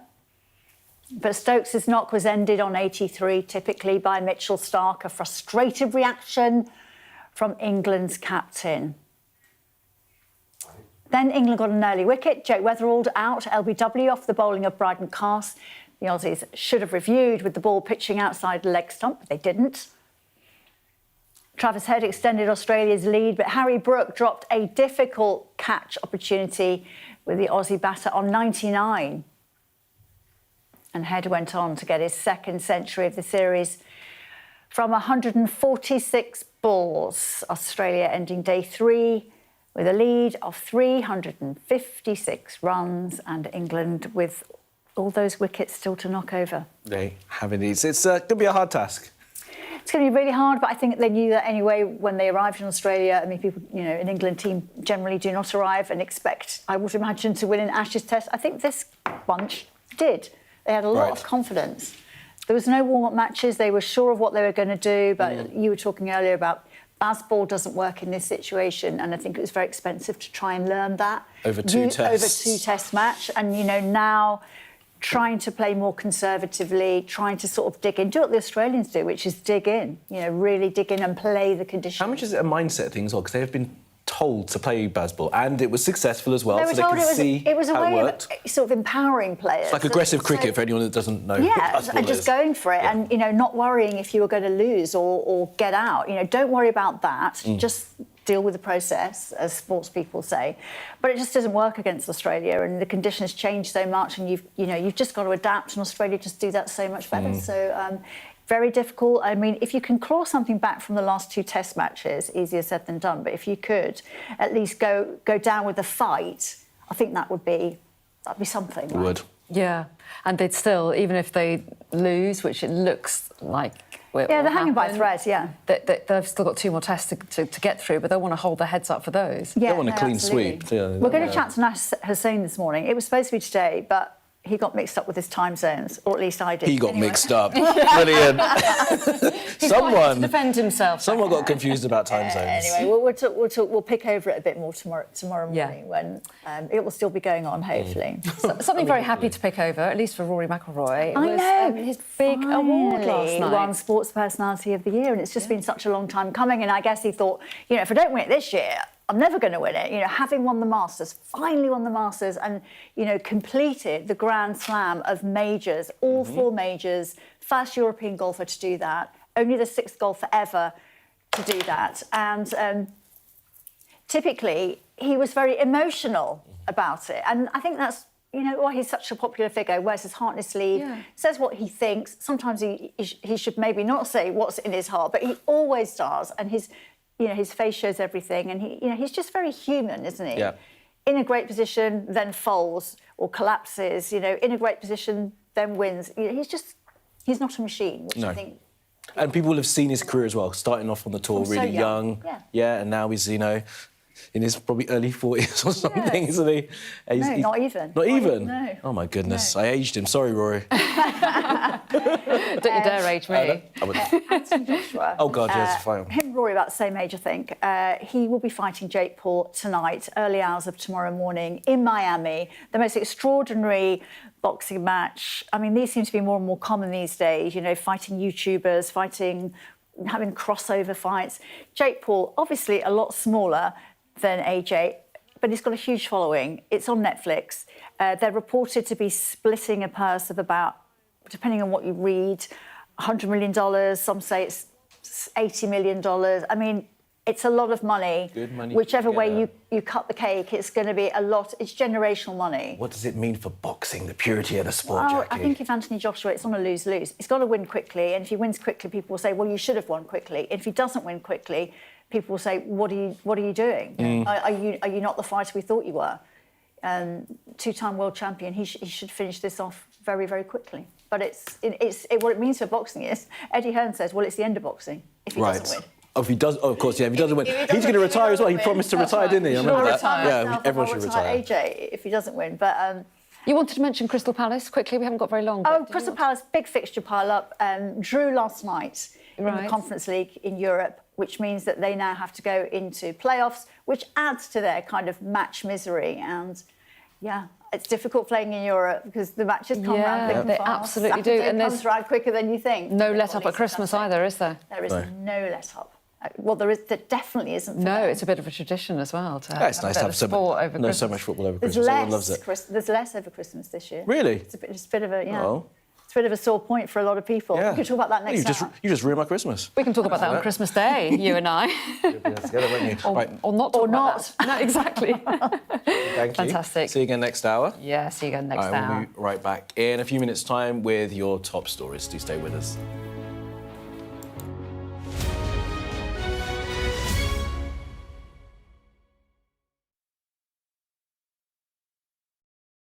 What's the best thing about being a Sky News presenter?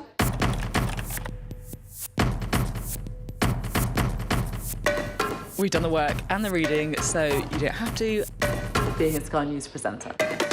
Hello and welcome. Westminster, the heart of British politics.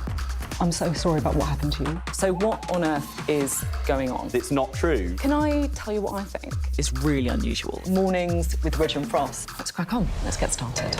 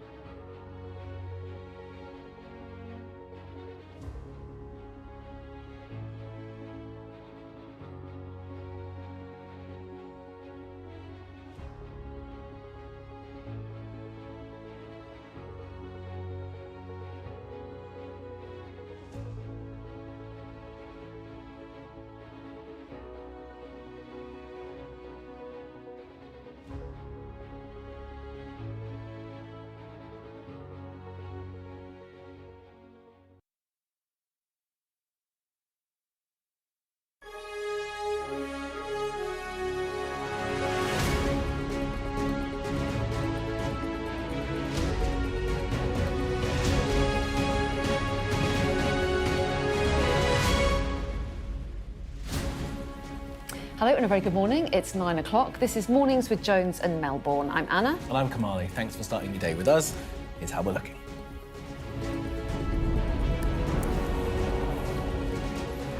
EU leaders agree a €90 billion loan to Ukraine to fund its war effort, but no deal is reached on using frozen Russian assets. Deadline day for the US Justice Department to release all the files that they hold on Jeffrey Epstein. Overnight, the Democrats shared more pictures from the late sex offender's estate.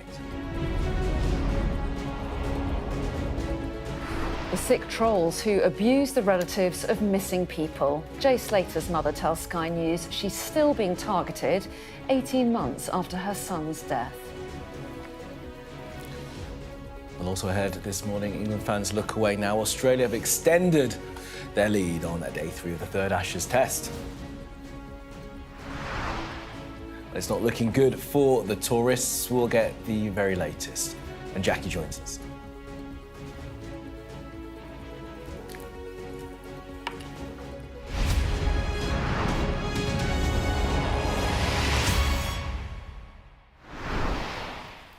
Hello, good morning, and thanks for being with us. There's been a breakthrough for Ukraine as EU leaders have agreed to provide a €90 billion loan to fund its war effort for another 2 years, but there's been no deal on using frozen Russian assets. Yeah, the European Council President Antonio Costa said the loan would be interest-free and would only need to be repaid once Russia has paid reparations.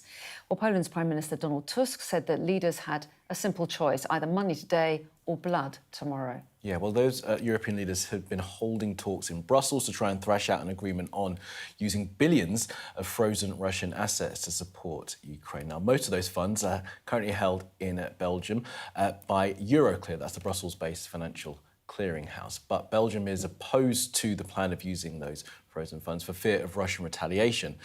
Well, after that EU agreement was announced, Russia called EU leaders warmongers and said any use of Russian reserves to fund Ukraine would be illegal.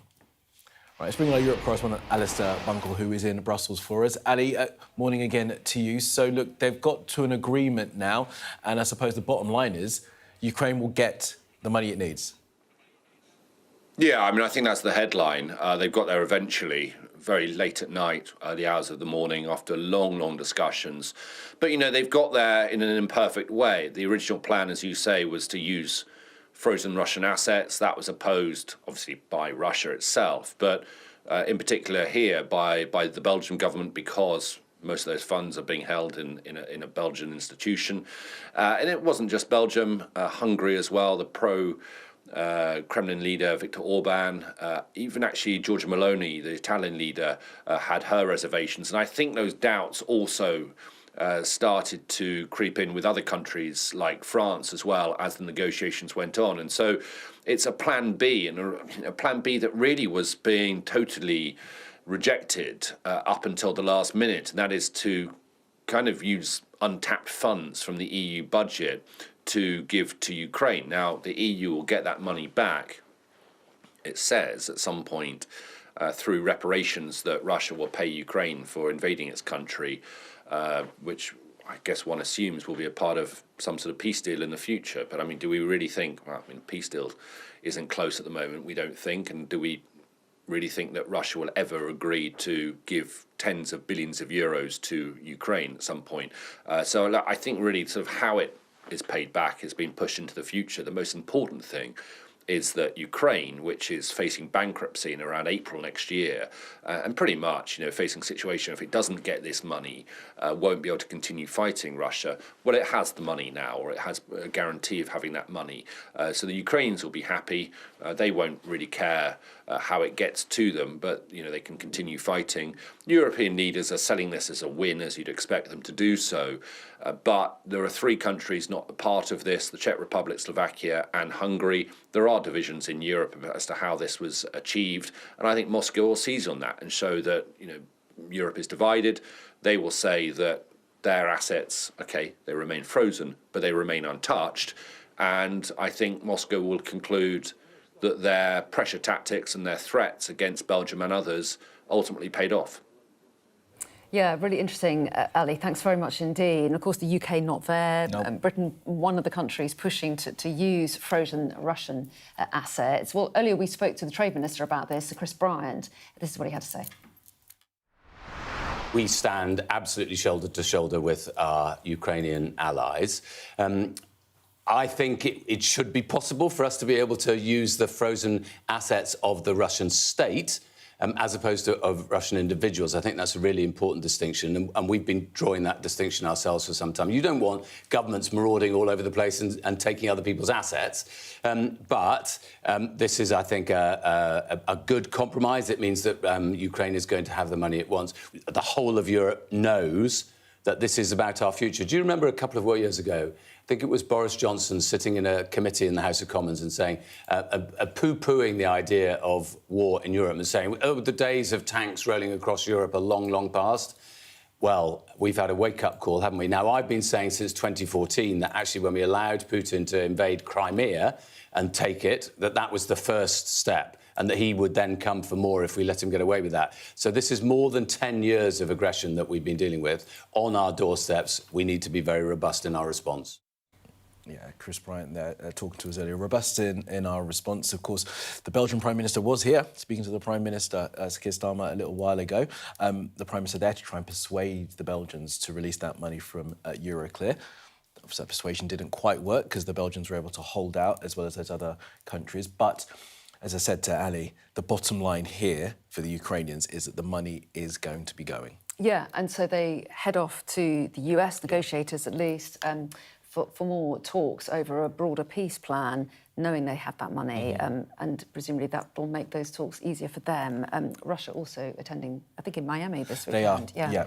So we'll see what progress is Kirill made there. Dmitriev will be there speaking to Steve Witkoff. We've kind of forgotten about that peace plan. It's now been sort of whittled right down. We are in the final stages. There was a lot of confidence earlier Donald this Trump's week, still talking confidently about it, really isn't he? confident about it. So now that this thing with the Europeans and the funding has been signed off, that is clear, that's boxed away. They can move on to the rest of it and try and come to ceasefire. I remember Donald Trump actually said that he wanted ceasefire before Christmas. Well, that's next week. Indeed.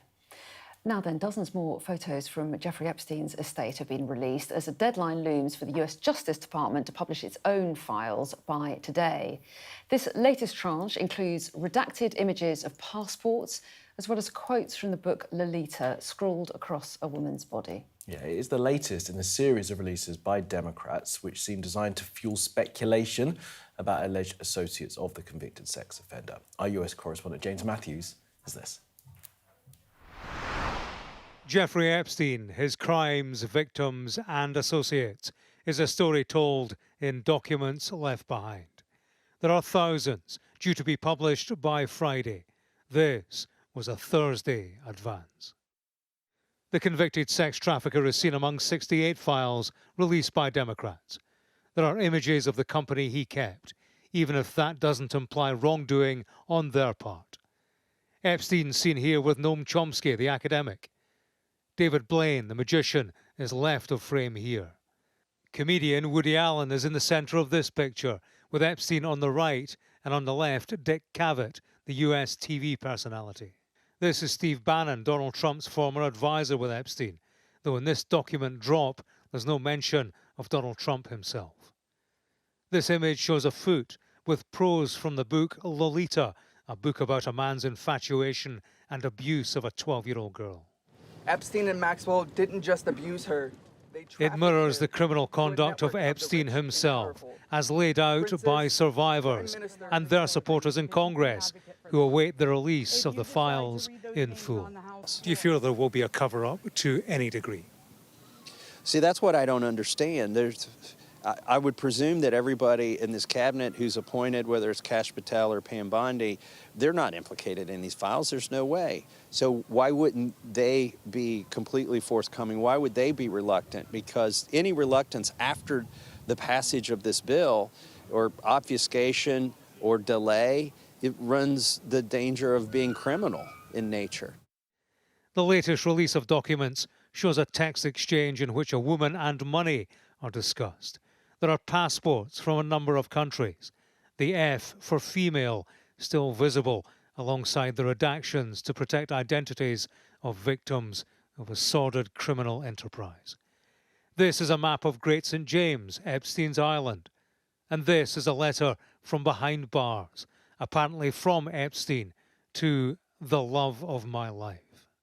We've had a drip feed of the files. Friday is deadline day for full publication. How much we learn will depend on how much we see. That will only become clear when they're made public. For all the talk about their impact, that will be dictated by the detail. James Matthews, Sky News, in Washington. Now, staying in the States, the man suspected of fatally shooting two people at Brown University about a week ago, along with the killing of an MIT professor, has been found dead inside a storage facility in New Hampshire. Let's bring in our correspondent, Oliver Whitfield-Mirchich, who's following this for us. Ollie, morning to you. So just give us the latest on this. So the authorities confirming that Claudio Neves Valente, a 48-year-old national originally from Portugal but who was living in America in Miami, is the man who was responsible for murdering those two students at Brown University last Saturday. So 6 days in total, the authorities have been calling for information. There have been an FBI manhunt. Very few pictures were available, very few leads for them to go on, although the authorities say that they exhausted every last sinew that they had in terms of trying to find him. This is what the head of police from Providence had to say earlier on in a press conference. We looked at financial records, we looked at video footages, and in the specific incident, it was actually a video that provided us with a description of a vehicle. That was corroborated through a tip that was received to the tip center. That room was packed with detectives, agents, receiving calls on a daily basis. We started early and left late. And as well as that detail about the hunt, we also learnt from the police that they're linking this suspect to another killing as well. Yes, another killing that happened in a separate state. So this was in Boston, Massachusetts. 2 days after this attack on the university, the suspect goes, he then kills a former associate of his from back in Portugal who he went to university with, a lecturer, a professor at MIT, the Massachusetts Institute of Technology. We still don't know, though, what the motive is behind either of these killings. And it's just really unusual for this to have happened in terms of you've got the first set of crimes, then he manages to escape, he manages to go on to continue, kill somebody else, and the authorities seemingly cannot find a link between the two, even though they know that the two incidents happened by the same person. Yeah, and talk us through the political fallout from all of this as well, because Donald Trump has used it to do something that he's wanted to do. Yes, so he's cracking down on a visa programme that is used by immigrants. It's for diversity purposes. It hands out about 50,000 visas, which leads to a green card every single year, as being quite popular with countries, especially in Africa, with millions of people applying to get these prize green cards every single year. The Secretary for the Department of Homeland Security says that this exact same programme had been used by the suspect in this case, and so Donald Trump has ordered her to shut it down. He tried to shut it down in 2017, but this is it. It's now definitely going to be closed down. And we've seen this being used by the Trump administration before. In November, there was 2 members of the National Guard who were targeted by an Afghan national. At that point, the authorities in America decided that they were going to clamp down on immigration statuses for people coming in from a number of different countries, but also including Afghanistan in that. So once again, an attack happening in America, which is then used for political purposes to drive through policy on the other side of the Atlantic. Right, Ollie, really appreciate the reporting. Thanks, as always, thank you so much for that. Just a note, you can see something on the side of your screen there in the side panel. President Putin talking away. He's giving his yearly news conference where They're very long. They are very long. They go on for hours and hours, and he apparently takes calls from people all over Russia and asking him, I'm sure, the tough questions, and he has answers for them. For hours and hours. We'll take some of it when President Putin starts speaking a little bit later on, and we'll be in Moscow a little bit later this hour as well for some analysis from our own Ivor Bennett. Now here, in the disappearance of Jay Slater, if you remember, was leapt on by trolls online. Yeah, for weeks, people flooded social media with conspiracy theories about what happened to the teenager who went missing on holiday in Tenerife. Yeah, those toxic posts kept coming even after his body was found, and more than a year and a half later, people are still spreading misinformation online. Well, now Jay's mum is fighting for a new law around harmful content to protect the families of other missing people. And she's been speaking to our national correspondent, Tom Parmenter. I just think when will it end? When will it stop? Just been absolutely crucified and ripped to pieces. There's hundreds of millions of pieces of Jay Slater content. Even now, 18 months after his death in Tenerife, it's still brutally picked over. Debbie deserved to lose her son. How do you know it's Jay in that coffin that he needs digging up? Just scroll and they're still there. I don't think I'd be here if I sat every day and read everything that was being said. I really don't. The free-for-all has continued even after the coroner confirmed that Jay fell and died in a tragic accident. I've learned that there is a very, very dark side to social media. Really dark side that is affecting too many people. We just want to have some, legislation around content. It's about the platforms, having that responsibility to take down the misinformation, the harassment, bullying. It's tragic anyway, but having to deal with all that as well, it's just been horrendous. Yeah, sorry, I said I weren't going to cry. Yeah, me be there now, say, come on, Mum. Stay strong, go for it. Charities like Missing People support calls like these to protect families. It feels quite out of control. We know with the development of AI, there's going to be even more complicated kind of issues in terms of people kind of creating fake news about missing cases, potentially making fake content using missing people's faces or voices. And we know that would just be horrendous for families to have to see. So where do the moral boundaries lie? We've come to one of the biggest gatherings of content creators and true crime enthusiasts. It's very easy these days just to be a keyboard warrior and pop something on and have no prior knowledge. In fact, they've helped solve in some cases, haven't they? And they've helped to unpick things that maybe authorities haven't had the resources to do. Unfortunately, views means more money. And until that gets looked at, I don't think any regulation will come in. It's in the interest of social media networks to get more views, more hits. But the National Police Lead for Missing People cases has told us this constant stream of content does disrupt their work. It takes policing away from those inquiries that we need to be following, because it's fake, it's false information, it's hurtful, it's harmful to the families, but it's also then misdirecting police investigations. People have freedom of speech, but there is a line, and what I would say to those members of the public is please do not cross that line. Debbie wants her family to be the last to suffer this level of abuse online. I wouldn't wish it on anybody to have to go through what we've been through. I really wouldn't. Just, it's torture. I just look at his picture and just it was the last thing I can do for you, Jay. I'll try my blooming hardest.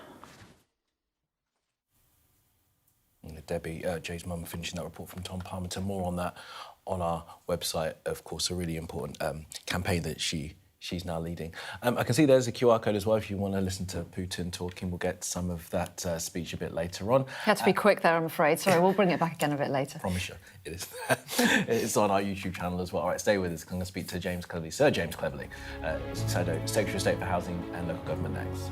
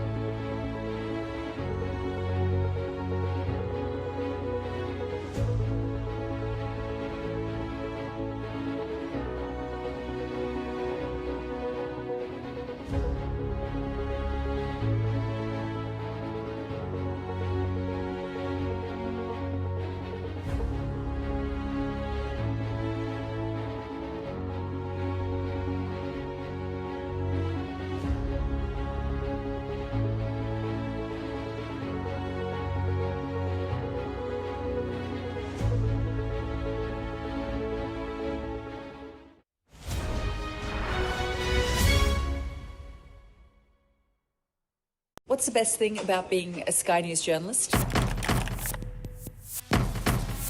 Who's funnier? Being a Sky News journalist. A special edition of The World with me, Yalda Hakim. Pakistan has a right to respond. You're like, what? Historic day here today. Congratulations, this is a huge moment. But what happens now? The best thing about being a Sky News journalist? They call him the king of the jungle. Being a Sky News journalist. Yusra Al-Baghir has this report. And this is what's left of it. As a woman of colour, how did the Harris campaign speak to you? People risk their lives to speak to us for this report. Mr. Zuma, Sky News. We're trying to see as much as we can. We're going to take you to Moscow for a moment, because President Putin, as I have been telling you, has been giving his annual end-of-year address. He does take questions from Russian nationals, including this individual who is in military fatigues. He said a couple of things already that are newsworthy, specifically around, of course, his invasion of Ukraine. He has said so far that we don't see, this is him, we don't see Ukraine being ready for talks. Okay, there are talks ongoing in Miami this weekend. He has sent his representative, the head of the Russian Sovereign Wealth Fund, Kirill Dmitriev, to Miami to speak with Steve Witkoff and others in Miami about the possibility of peace. Ukraine have essentially come back with their version of the peace plan, and that will be discussed in Miami this weekend. Putin has also said, we are ready and wants to end the conflict via peaceful means. That's what he has said so far in this news conference. He tends to speak for hours and hours and hours. We'll keep across it and we'll get some analysis from Ivor Bennett in a little while. Yeah, about 4 to 5 hours, I think. Yeah. Also, just to mention that the Polish Prime Minister, Donald Tusk, has been speaking. He, one, of course, of the EU leaders that met until 3 in the morning before they came to an agreement about financing Ukraine. He has said that... let me just find it for 1 second. He has talked about the deal that they've done and said that it means that Ukraine can go to the talks with the money that they need. Yeah, absolutely.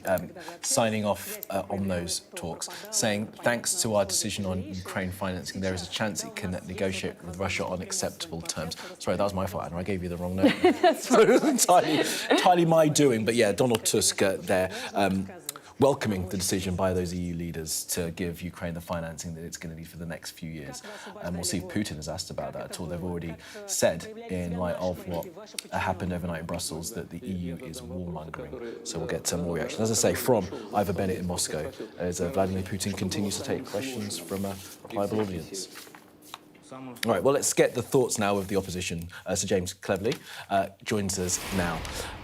Sir James, morning to you. Thank you very much for being with us. Always good to speak with you. Why don't we just pick up then on what we were just talking about there. Putin, they're giving his annual end-of-year address, but this comes hours after the EU agreed to give a loan to Ukraine to fund its war effort.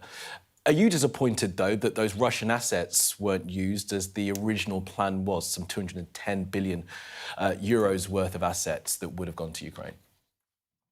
Well, the seizure and deployment of frozen assets is more complicated than you might imagine. There are a whole load of international rules which underpin our financial institutions, and trying to navigate a way through those is fiendishly complicated. It sounds easy, but it really isn't. Ultimately, this loan is going to mean that Ukraine can go to the negotiating table with much more confidence and ability to continue fighting this war if needs be, puts it in a stronger negotiating position, and that is good. And ultimately, when this war is complete, Russia has got to pay for the damage that it has inflicted upon Ukraine. So whether it's through the use of frozen assets or whether it's through a traditional kind of reparations scheme, which we saw after the First World War, Second World War and others, it is incredibly important that Russia pays for the damage they've done in Ukraine. So not a perfect solution, but a compromise lesson, as you say, Sir James, they get the money that they need. So that is the most important thing in the short term, isn't it? Now, there is reporting, isn't there, that some local elections are going to be postponed, and the reason given is that it's to allow for those district authorities that are going to become unitary authorities and other changes within the local electoral map for all those councils to get in place. I mean, that sounds completely reasonable, doesn't it, that there need to be everyone needs to be in place in the right place so those elections can be held. It sounds reasonable, but that's not the reason that these elections are being delayed. So this year, this set of elections were delayed, and the excuse the government used at that point was that we were going through a major reorganisation of local government. Bear in mind, this is a reorganisation that they initiated on their timescale to structures of their choosing, and then they said, oh, local government wasn't ready, despite the fact it was them that initiated, it was Labour government that initiated. From that point onwards, we've spent all year asking, will the elections in 2026 definitely go ahead? And until very recently as this week, the government was saying, yes, the elections in 2026 will definitely go ahead. And then suddenly, on the last day that the Houses of Parliament were sitting, on the last day before the Christmas break, which makes it much harder for us to scrutinise these decisions, the Labour government tried to sneak out the fact that they were going to try and postpone the next elections. Let me make it clear. The Conservative Party want these elections to go ahead. We're saying these elections should go ahead. And it's the Labour Party that's trying to push this delay once again. There's 12 Conservative-run councils. You're saying that none of those, because they're going to be asked about this, aren't they, consulted? You're saying that none of those will ask to postpone these elections, none of those Conservative-run councils? Well, I don't know. I can't say that yet, but I have spoken to a number of the Conservative leaders that were listed by the government, and they have told me that they intend to go ahead with these elections. The leader of the party, Kemi Badenoch, and I have both said that it is our position that these elections should go ahead. Now, one of the challenges that some local governments have found is that in addition to these massive changes that the Labour government are trying to drive through, the Labour government have also changed the local government funding structures, which means they are stripping money in relative terms away from well-run, typically Conservative-run councils that have kept their council tax low in rural areas and are cross-subsidising poorly run, inefficient urban councils typically run by Labour. So that's now happening on top of this, putting huge, intolerable pressure on local government. But our position is clear. The Conservative position is clear. These elections should go ahead. Okay. The Reform Party accused both you and the Labour Party, I don't know how it's your poll, but of being a bit of a stitch-up here, of trying to keep them out of seats. I'm not going to get you to comment on that because I know what you're going to say, but I do want you to comment on what Kevin Hollenrake has said, because I spoke to him right about this time last week and asked him about the possibility of a pact with Reform at the next election. He told me there's no way that's going to happen, but he's given an interview to a podcast saying, you know, we might have to do a deal like that. I mean, are you willing to do a deal with Reform? Well, Reformers, they're not Conservatives. What we're seeing is that they're increasingly at odds with those Conservative values. They try and sell themselves as traditional Conservatives, but they are supporting a massive increase in the welfare bill, which will come straight out the pockets of hard-working taxpayers.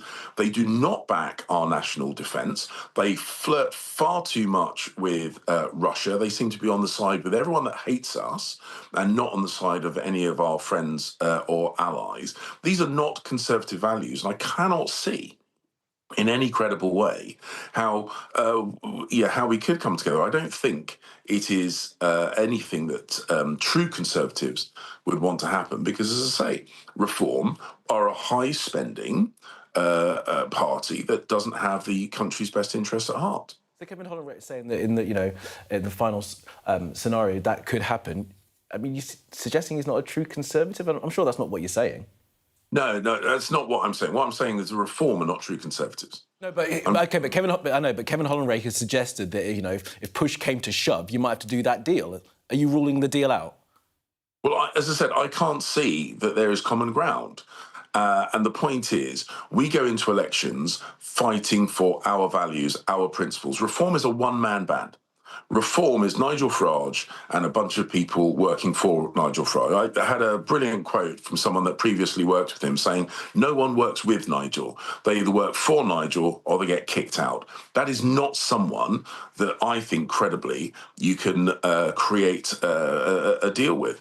And the point is, Kemi has made it absolutely clear we're going to fight these forthcoming elections, local government elections, and the next general election on conservative values, on securing our borders, on growing our economy, strong on defence, reducing the welfare bill, cutting the deficit, paying down the national debt so that we can start easing that tax burden on people, on businesses. Only the Conservative Party is putting that agenda forward, and that is not a position that we're currently seeing from Reform or indeed any other political party. You might as well ask whether we'd do a deal with the Greens. They're not Conservatives. We don't agree with them, and I can't see that it's going to happen. You made the point. Sir James Cleverly, thank you very much for that. We've run out of time, but always good to speak with you. All the best to you and your family at Christmas. Thanks, Sir James. Thank you. All right. Now then, coming up, we're going to talk about a movie that you could watch over Christmas. You could. It's directed by Kate Winslet. It's her directorial debut. I'm surprised at that because obviously she's been in the industry for quite a long time. She's a fantastic actor, but now we're going to see what she's like behind the camera. Exactly. We're going to find out about that because Debbie Rigard, our entertainment reporter, sat down with her. More on that in just a moment.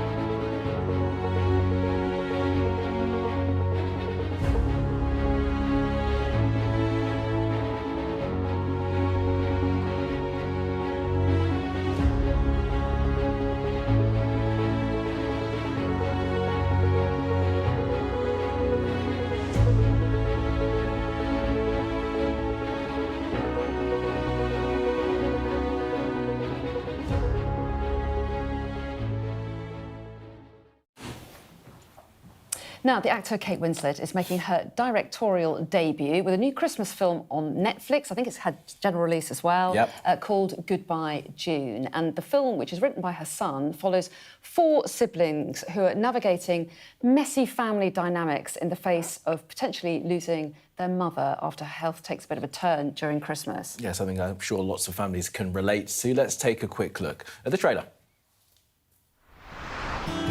If there are any heavens, my mother will, all by herself, have one. It's a big family, June. My gorgeous daughters. So lovely they can all be here for you. I told you never wear yellow because it doesn't suit you, darling. Now, why don't we have goose for Christmas? I always like a cheap bird. Dad, shut up. It's unbelievable. It is unbelievable. Mercury is in retrograde, though, you know that. How do you think they're doing? Hard to say. I'm not sure about how the girls are doing, June. It looks heartfelt. Looks like it might make me cry. I'm not sure I'm going to watch it over. It'll make me cry. Not sure I'm going to watch it over Christmas. Debbie, entertainment reporter, is here with us and nodding along. It made you cry, didn't it? This is the problem with the job that I have, is that I would watch these films in the centre of London and and then I have to leave a dark room with no makeup on, just lines of tears and trying to somewhat look normal as I walk through Soho, being like, it's fine. It's Completely normal. So a normal afternoon. So OK, so it's a tearjerker. It feels like it's going to be. It is. I'd say 3/4 of it, it was blurry for me, to be honest with you. But it was. It's actually inspired by a real story, because this is Kate Winslet's son, Joe Anders, actually created this film, and it was all sparked from a screenwriting course that he went on, and showed his mum the screenplay that he did, and she said, "This needs to be made into a film." She produces films, and here we are. Well, that helps, doesn't it, when your mum is Kate Winslet, and she had some questions about some of it, and she said something. You tell us what she said, Debbie. Yeah. So recently, she's been doing a lot of press about this film, and in one of our conversations, she actually spoke about how both of her children are in the industry. Of course, Mia Treppleton, who is an actress, and now we've got Joe Anders as well. But what she said was, just because they have famous parents doesn't mean that they have a leg up, and this is where online reaction has kind of sparked, because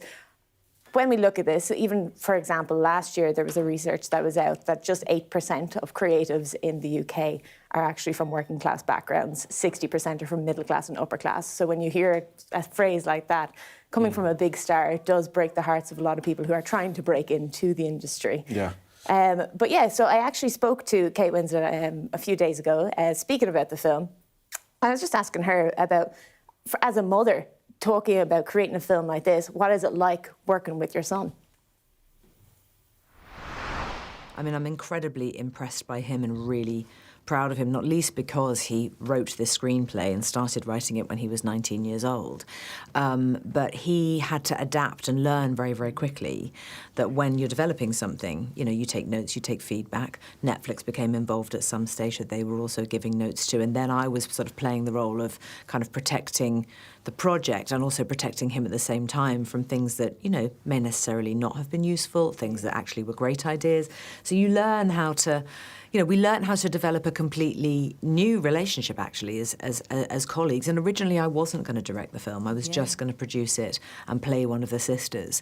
And when we were like, OK, it's ready, let's go out to directors, and here's our list, I suddenly realised I just couldn't let it go. I was like, oh, my God, I'm going to regret this if I don't just jump in and do it.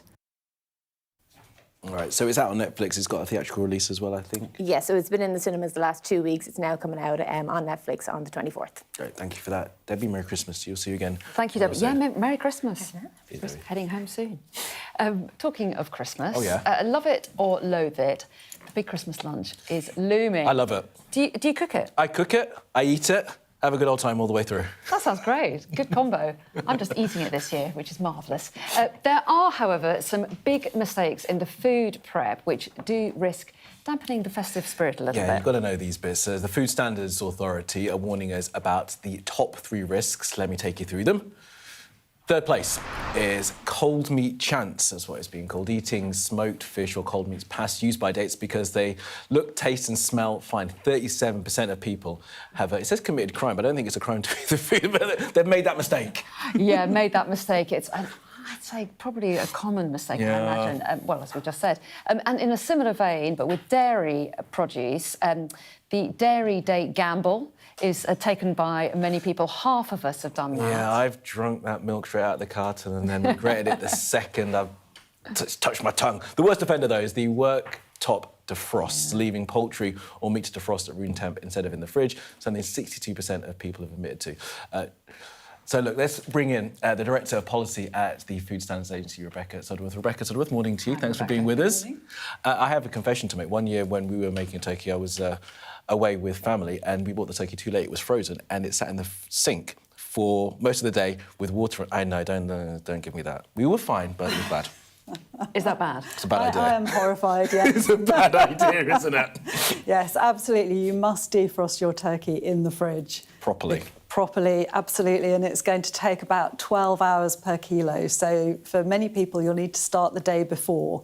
But it's so difficult, isn't it? Because I remember getting a turkey and couldn't fit it in the fridge, partly because you've got lots of other things as well. And, OK, this is my confession now. Uh-oh. She's sitting right there. She already told me off. The temperature outside was very low and we put it in a cool bag in the car. Yeah. How's that? Is that really bad as well? Well, that also sounds quite risky to me. So the safest place is in the fridge, obviously. Yeah. And, you know, these are risks you really don't want to take. No. I'm here to make sure that you remember Christmas for all the right reasons. Yes. And no one wants to make their family sick at Christmas. So let's talk through some of the other ones. We were talking about the kind of the dairy products that you think, oh, it looks OK, smells OK, go for it, but we should really be paying attention to those use-by dates. Absolutely, and there's a lot of misunderstanding about use-by dates. They're about safety, and they're scientifically set so that you really know when something is safe to eat and when it isn't. And you really shouldn't be taking risks. I hate to break this news, but there is really no such thing as the sniff test for food safety. Might tell you if the food is going to taste OK, but you can't smell and taste bacteria in food. So, yeah, trust those dates. Yeah, just on that use-by date, have you noticed that people are pushing it a bit more now? We're all very concerned about food waste, aren't we? And, like, those dates, we're like, well, look, it sniffs. It smells all right. And dates are off some products now, aren't they? On some vegetables, you don't get them pre-frozen. That's right, yes. So not everything needs a use-by date. So some things will last for much longer and they'll still be safe. But the use-by dates are there for a reason. So, you know, they really do tell you about food safety. So if they're there, they matter? If they're there, they matter. And bacteria absolutely love food. They love food as much as we do. And some bacteria, they can double in number every 10 minutes in a warm environment.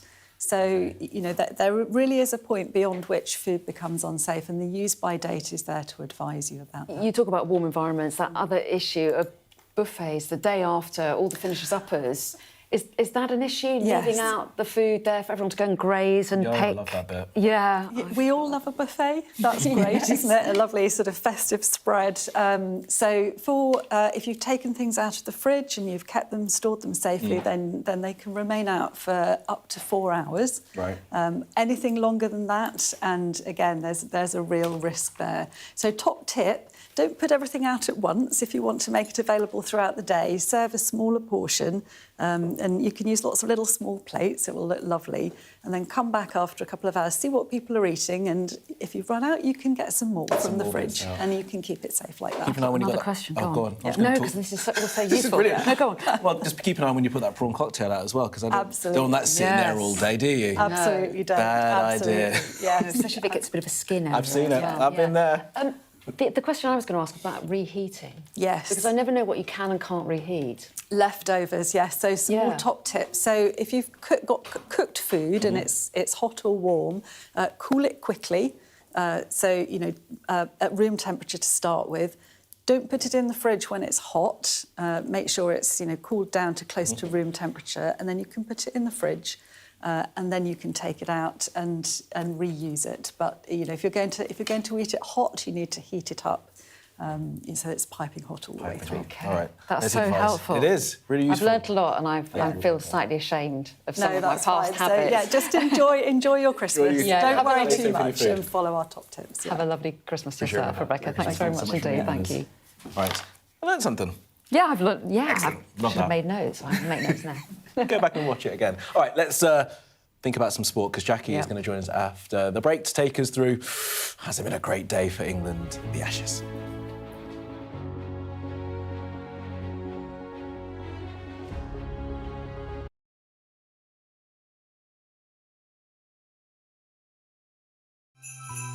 Right, ready? Yep. Yes. There's nothing in it. I'm furious about the stroke. Brace yourself. What kind of music do elves enjoy? Rap. What does Christmas mean to you, Emma? Kids and chaos. Loved ones. Plenty of food and wine. To go home to Australia to be with my family. Christmas lion. The early starts have been quite a lot. Goodness. What do you call a snowman's temper tantrum? A meltdown. Thanks for being with us at Sky News this year. Happy Christmas. The best thing about being a Sky News journalist? I'm going to take you behind the scenes here for Election Night Live. They have gone up and up. Big Sky News journalist. Ed Conway. Sky News, is anyone going to talk to us? Mortgage rates did go up very sharply during your time in office. Here it is. First off, just the scale of what we're looking at. Our data shows it's been happening. Question is, why it hasn't been stopped. I'm Cordelia Lynch, Sky's Asia correspondent based here in Bangkok. The only way they'll allow elections is if I'm inside jail or killed. I'm James Matthews, and I'm Sky's US correspondent, based here in Washington, D.C. Mr. Musk, has your ignorance and ego cost Ukrainian lives? Free, wherever you get your news. I'm Ivor Bennett, Sky's Moscow correspondent. Why do you support Vladimir Putin, Mr. Seagal? I'm Conor Gillis, Sky's Scotland correspondent. Sky News, the full story first. The best thing about being a Sky News journalist. Hi, darling. Beth Rigby, Sky News. Is being a Sky News journalist. You said to people, I'm not coming back for more, but you have come back for more. Well, let's kick off and make a statement. What can our Prime Minister say to you to not impose tariffs? He's coming out! What more do you need? Trauma for everyone who witnessed what happened here hasn't gone away. Devastation. Greg Milam, Sky News, Manchester.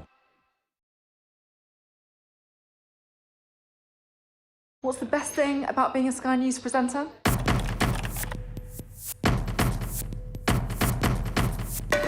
We've done the work and the reading, so you don't have to. Being a Sky News presenter. Hello and welcome. Westminster, the heart of British politics. I'm so sorry about what happened to you. So what on earth is going on? It's not true. Can I tell you what I think? It's really unusual. Mornings with Richard and Frost. Let's crack on. Let's get started. Traveling is not just about the destination. It's also about how you get there. Fly Emirates, fly better.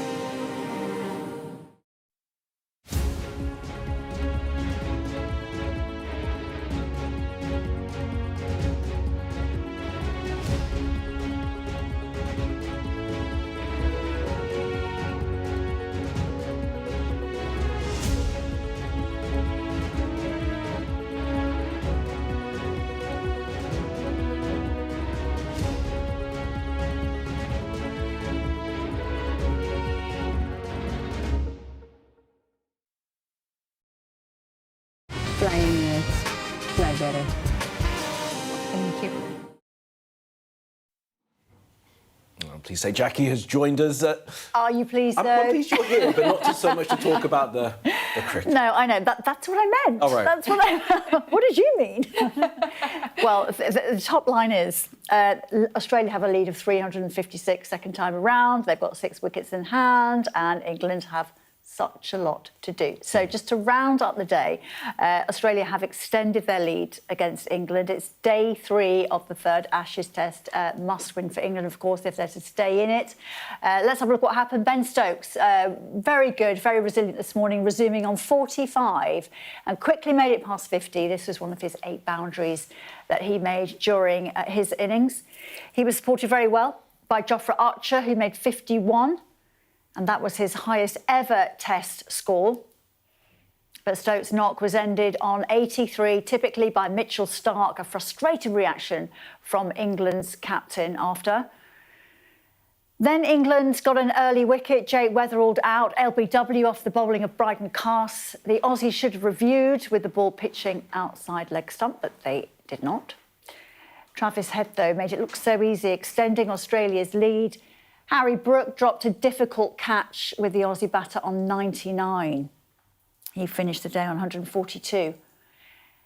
So Head going on to get his second century of the series from 146 balls. Australia ending day 3 with a lead of 356.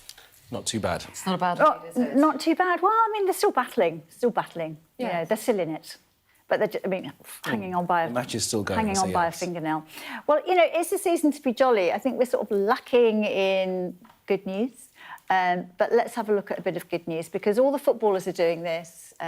You were talking about Forest.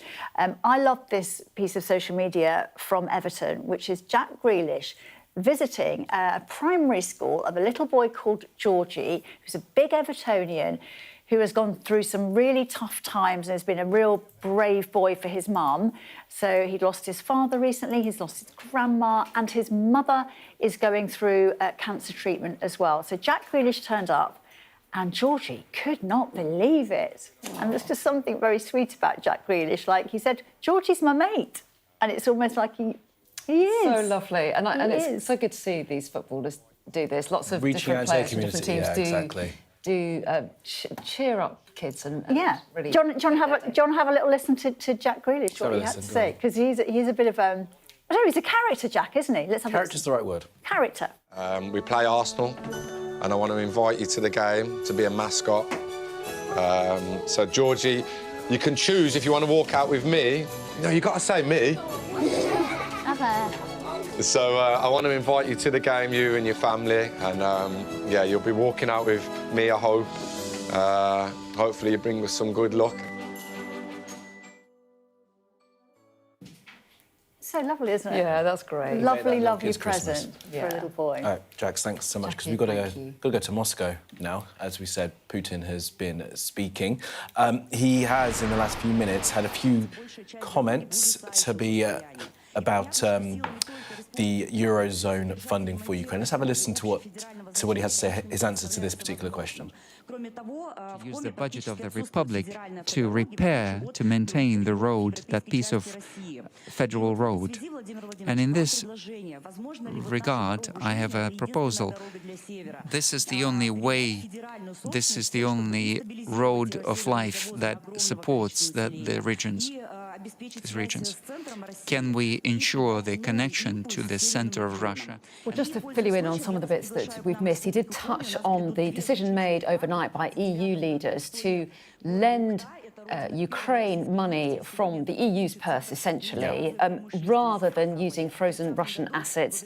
President Putin said that decision to set aside using Russian frozen assets for Ukraine. He said they failed to rob due to possible grave consequences for the robbers. This has been some of the concern in the EU, that Russia would pressurise nation-states into not agreeing to this deal. There's been some concern about grey zone tactics. I mean, they also threatened to take legal action. You can see here President Putin quite happy that whatever pressure has or hasn't been put on has had the desired effect, and those assets haven't been used to back up this loan. They have been immobilised, though. They won't be going back to Russia anytime soon. He also said that had it have gone ahead as planned, that would have undermined trust in the Eurozone, which is actually some of the arguments that were made by some of those leaders, as well as bankers within the EU, that this would have been quite the step to have taken, to have seized these assets from Russia and then used them to underwrite this loan for Ukraine. As it is, as Anna said, the amount has been found, 90 billion euros, which will fund Ukraine for the next couple of years. Putin has also, as we're saying, showing there on screen, has also talked about the end of the conflict. Well, yes, that's right. And ahead of peace talks as well this weekend in the US, both Russian and Ukrainian delegations heading out there. Ukraine obviously feeling that bit more confident now they have that funding from the EU. President Putin said, so far we don't see much readiness from Ukraine for peace talks.